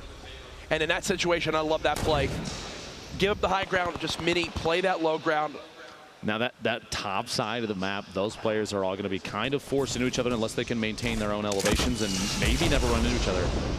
Rocket intended to get the drop, the fall damage. He's returning the favor now, back to blind. Eggs is looking for one more limb to put him at 7. Can he find it here? Continuing the build. Services, yep. Doubling up on the layers. Basically, so instead of just having one floor that he could fall through at any time, they've got to tear through a brick floor and then a brick pyramid if they're gonna knock that out, which gives them enough time to react. And go back and maybe replace the floor that got shot out underneath. You see those too. You see the structure shaking underneath, so he just needs to move back. It's actually not held on by a lot. The number of players that are in 1-by-1s right next to each other right now. X is moving down, I think, the goal here. He's sitting on 6 limbs. One more is 7, which is 3 points. He's top 12 right now. I shouldn't have said anything either, Jack. I feel bad. Exits try and think that was 1 limb away from another point and 2 more positions away from another point for being top 10. So two points missed out on if he can just stay alive a little bit longer. Look at the HP of blind as he moves in. He actually just jumped in. 1 HP. I was commenting on it again. Jack, did you pass the curse to me? Jack, blind had 1 HP, started to move in and got caught off guard. Nib's going to try. Going for it all. Dropping in. Prodigy Aces getting eliminated. He's got 2 limbs. Prodigy Aces is racking up the score right now. He drops to Karos. So many of these players have so few HP left. We're down to the top 3. Nibs drops down, takes fall damage. Wheats 5 limbs for Wheats. If Wheats gets these last 2 limbs. Within the 7 and the win. Nibs pushing through. Wheats goes down. Courage, you need to stop saying it. I really need to stop, man. I'm sorry. This is a note for tomorrow. 1v1 here. Fulmer trying to play this high ground, spraying on down with this drum gun. He sees the campfire, which basically gives away exactly which 1-by-1 this player's in.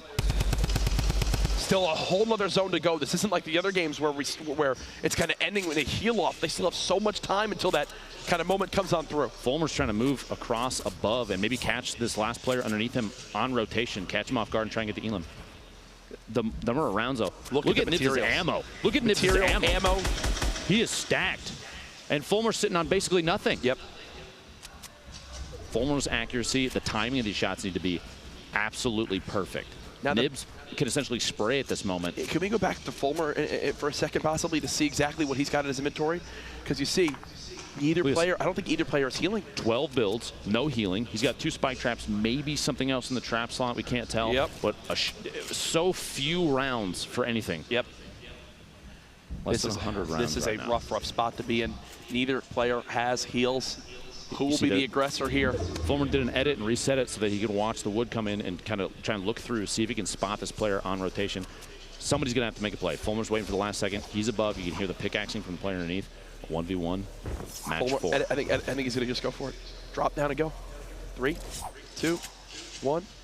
First edit. Second layer. Third layer. Trying to spot where he is. Nothing yet. Here comes the spray. He's in the 1-by-1. The spray down.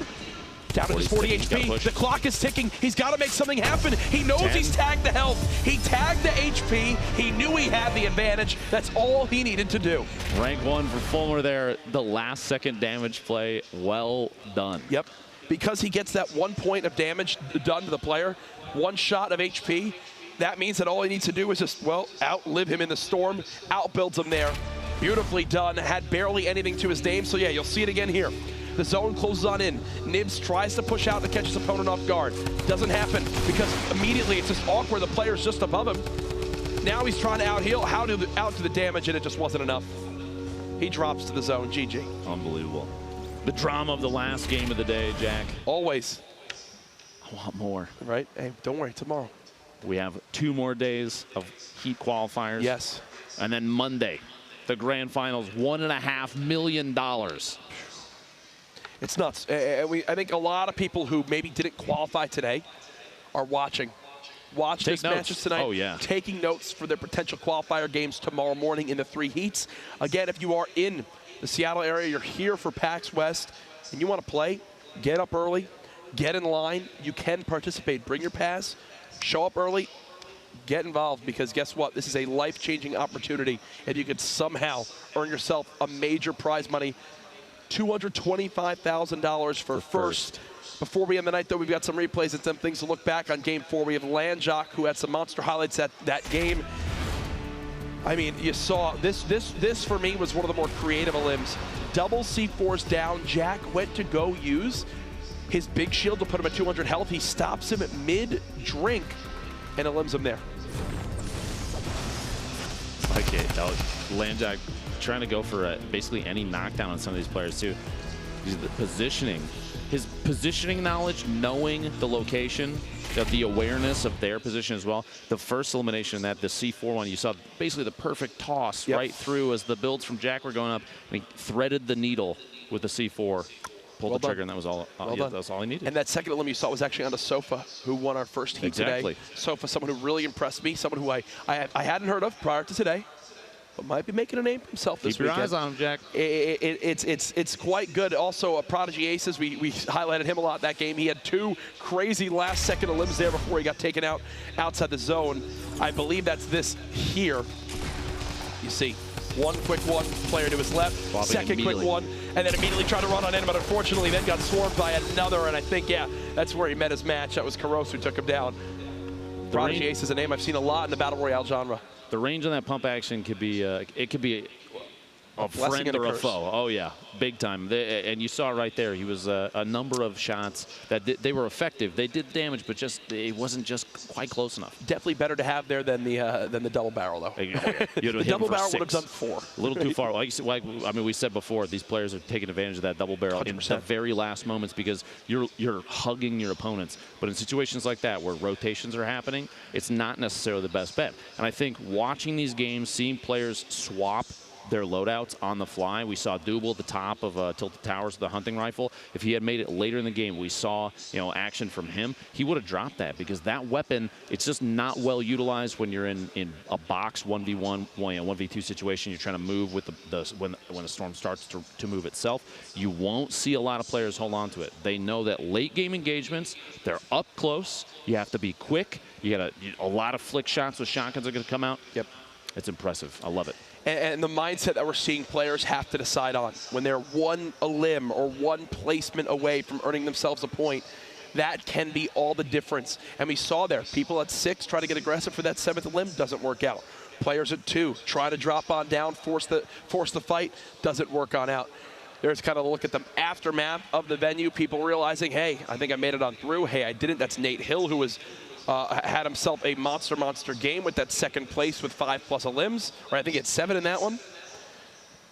Turkey Lips might be my most impressive player today, though, with the amount of elims he had. He put on an excellent show. Absolute the positioning knowledge, too. We saw him putting himself in the spots to take advantage of not only third party, but simultaneously the storm pushing people. Players were on rotation, and he was just ahead of them, far enough up that he could say, now's the time to take a shot, and then I can move. And he's hitting those shots. His accuracy is wonderful. Like you said, Turkey Lips, I think, is going to be a player to keep your eyes on. 100%. Especially on Monday. And one of the players who we've seen so much of online that I'm not surprised to see them right at the top of the leaderboard, 72 hours. Oh, yeah. From Liquid. he's known as one of the best players in these scenarios. And there he was. And actually, wow, I was just complimenting him, and I just received word from production perfect, that Jack. we have an interview with 72 Hours. Zeke, how's he doing?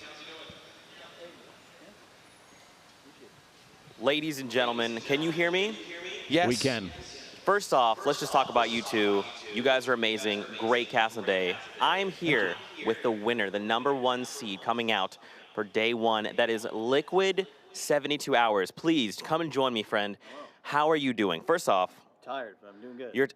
I mean, let's talk about this, okay? So you've fought through 2 games today to qualify, and then now you placed, after 4 games, the #1 player. How does that feel?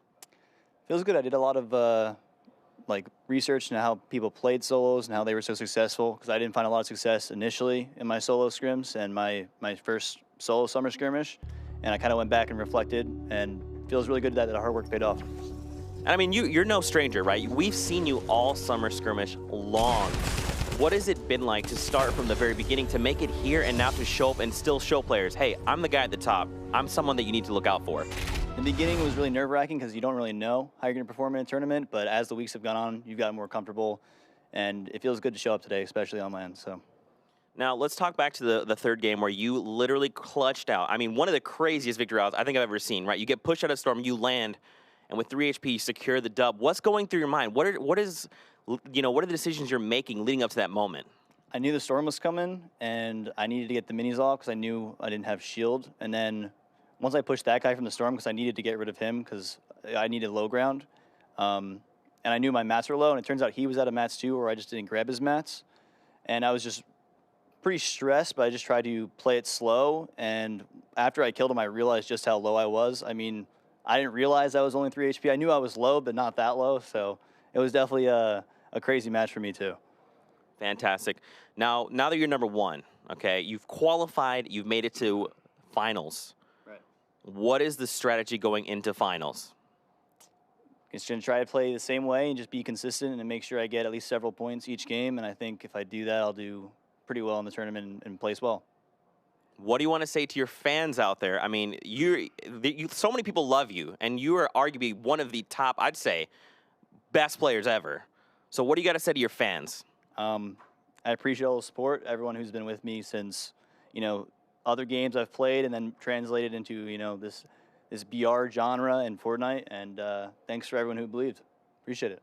Well, congrats, Liquid. Good luck in finals. You know the dads of Twitch will be casting and watching, so good luck to you guys. Throwing it back over to you. Brilliant stuff, Zeke. Congratulations again, 72 Hours, our #1 seed coming out of day 1. He's at the top spot, we know that, but we've got a full list of the standings. I know everyone wants to see who qualified. We'll go ahead and take a look at that, starting with our top players here. Man, I'm not surprised to see him at the top. I'm not going to lie, Lupo. 7 eliminations, 8 total points from Liquid 72 Hours, one of the best players out there right now. Morgas, somebody we kept our eyes on quite a bit, 11 elims, and only a handful of players, even down to 16th right there, pulling 10-plus elims. These players are the ones to watch for map knowledge, for positioning. And I believe everything for Wheats in that 11th spot, I believe every elim and point he might have earned was in that final game. Which How is nuts incredible. is that? That's incredible. And he finishes 11th as we continue on through. Strug2 won our first game. That's all he needed to earn his 3 points. Literally got 2 elims and that top spot to make it on in. Now on to page 2. Remember, top 33 make it in. This is our top 32 up to this point. More familiar names. No surprise to see some of these people on this list. No, it's kind of impressive to see Bolt knockouts down there at 32nd. 8 eliminations, Jack, but only 1 point, which means there are a number of matches. He probably got the 2, was eliminated before 10th place. There it is. 33rd, Dremen. Dremen, who was landing at Westworld, that outer city outside Paradise Palms. 7 elims. He only had 1 point, but guess what? The aggressive early game plays pay off. We know our top 33. Congratulations to all of them. You'll be playing on Monday for that $1.5 million prize. What a day we just had ourselves, Lupo. And the brilliant part of it, we get to do it all again tomorrow. 2 more times. We have 2 more days of qualifiers playing in the grand finals on Monday. And if you're here in Seattle, if you're at PAX West and you want a shot at this, you can still get in here. Registration, it's simple, all right?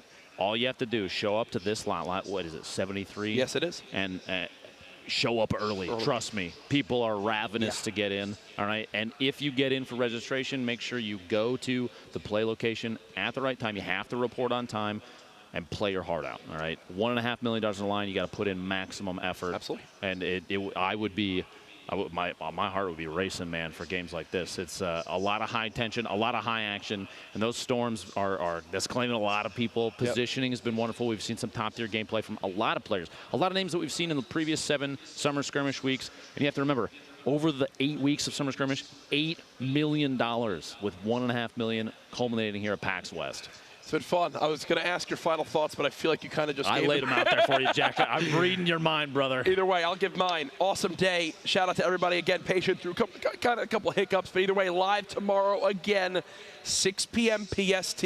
We'll figure out our next 33 players that will make it on into that grand final on Monday. More huge names involved. Again, thank you so much for watching. Shout out to everyone in production for a great day number 1. Live again tomorrow, # Summer Skirmish. It all culminates here at PAX West. We'll see you then.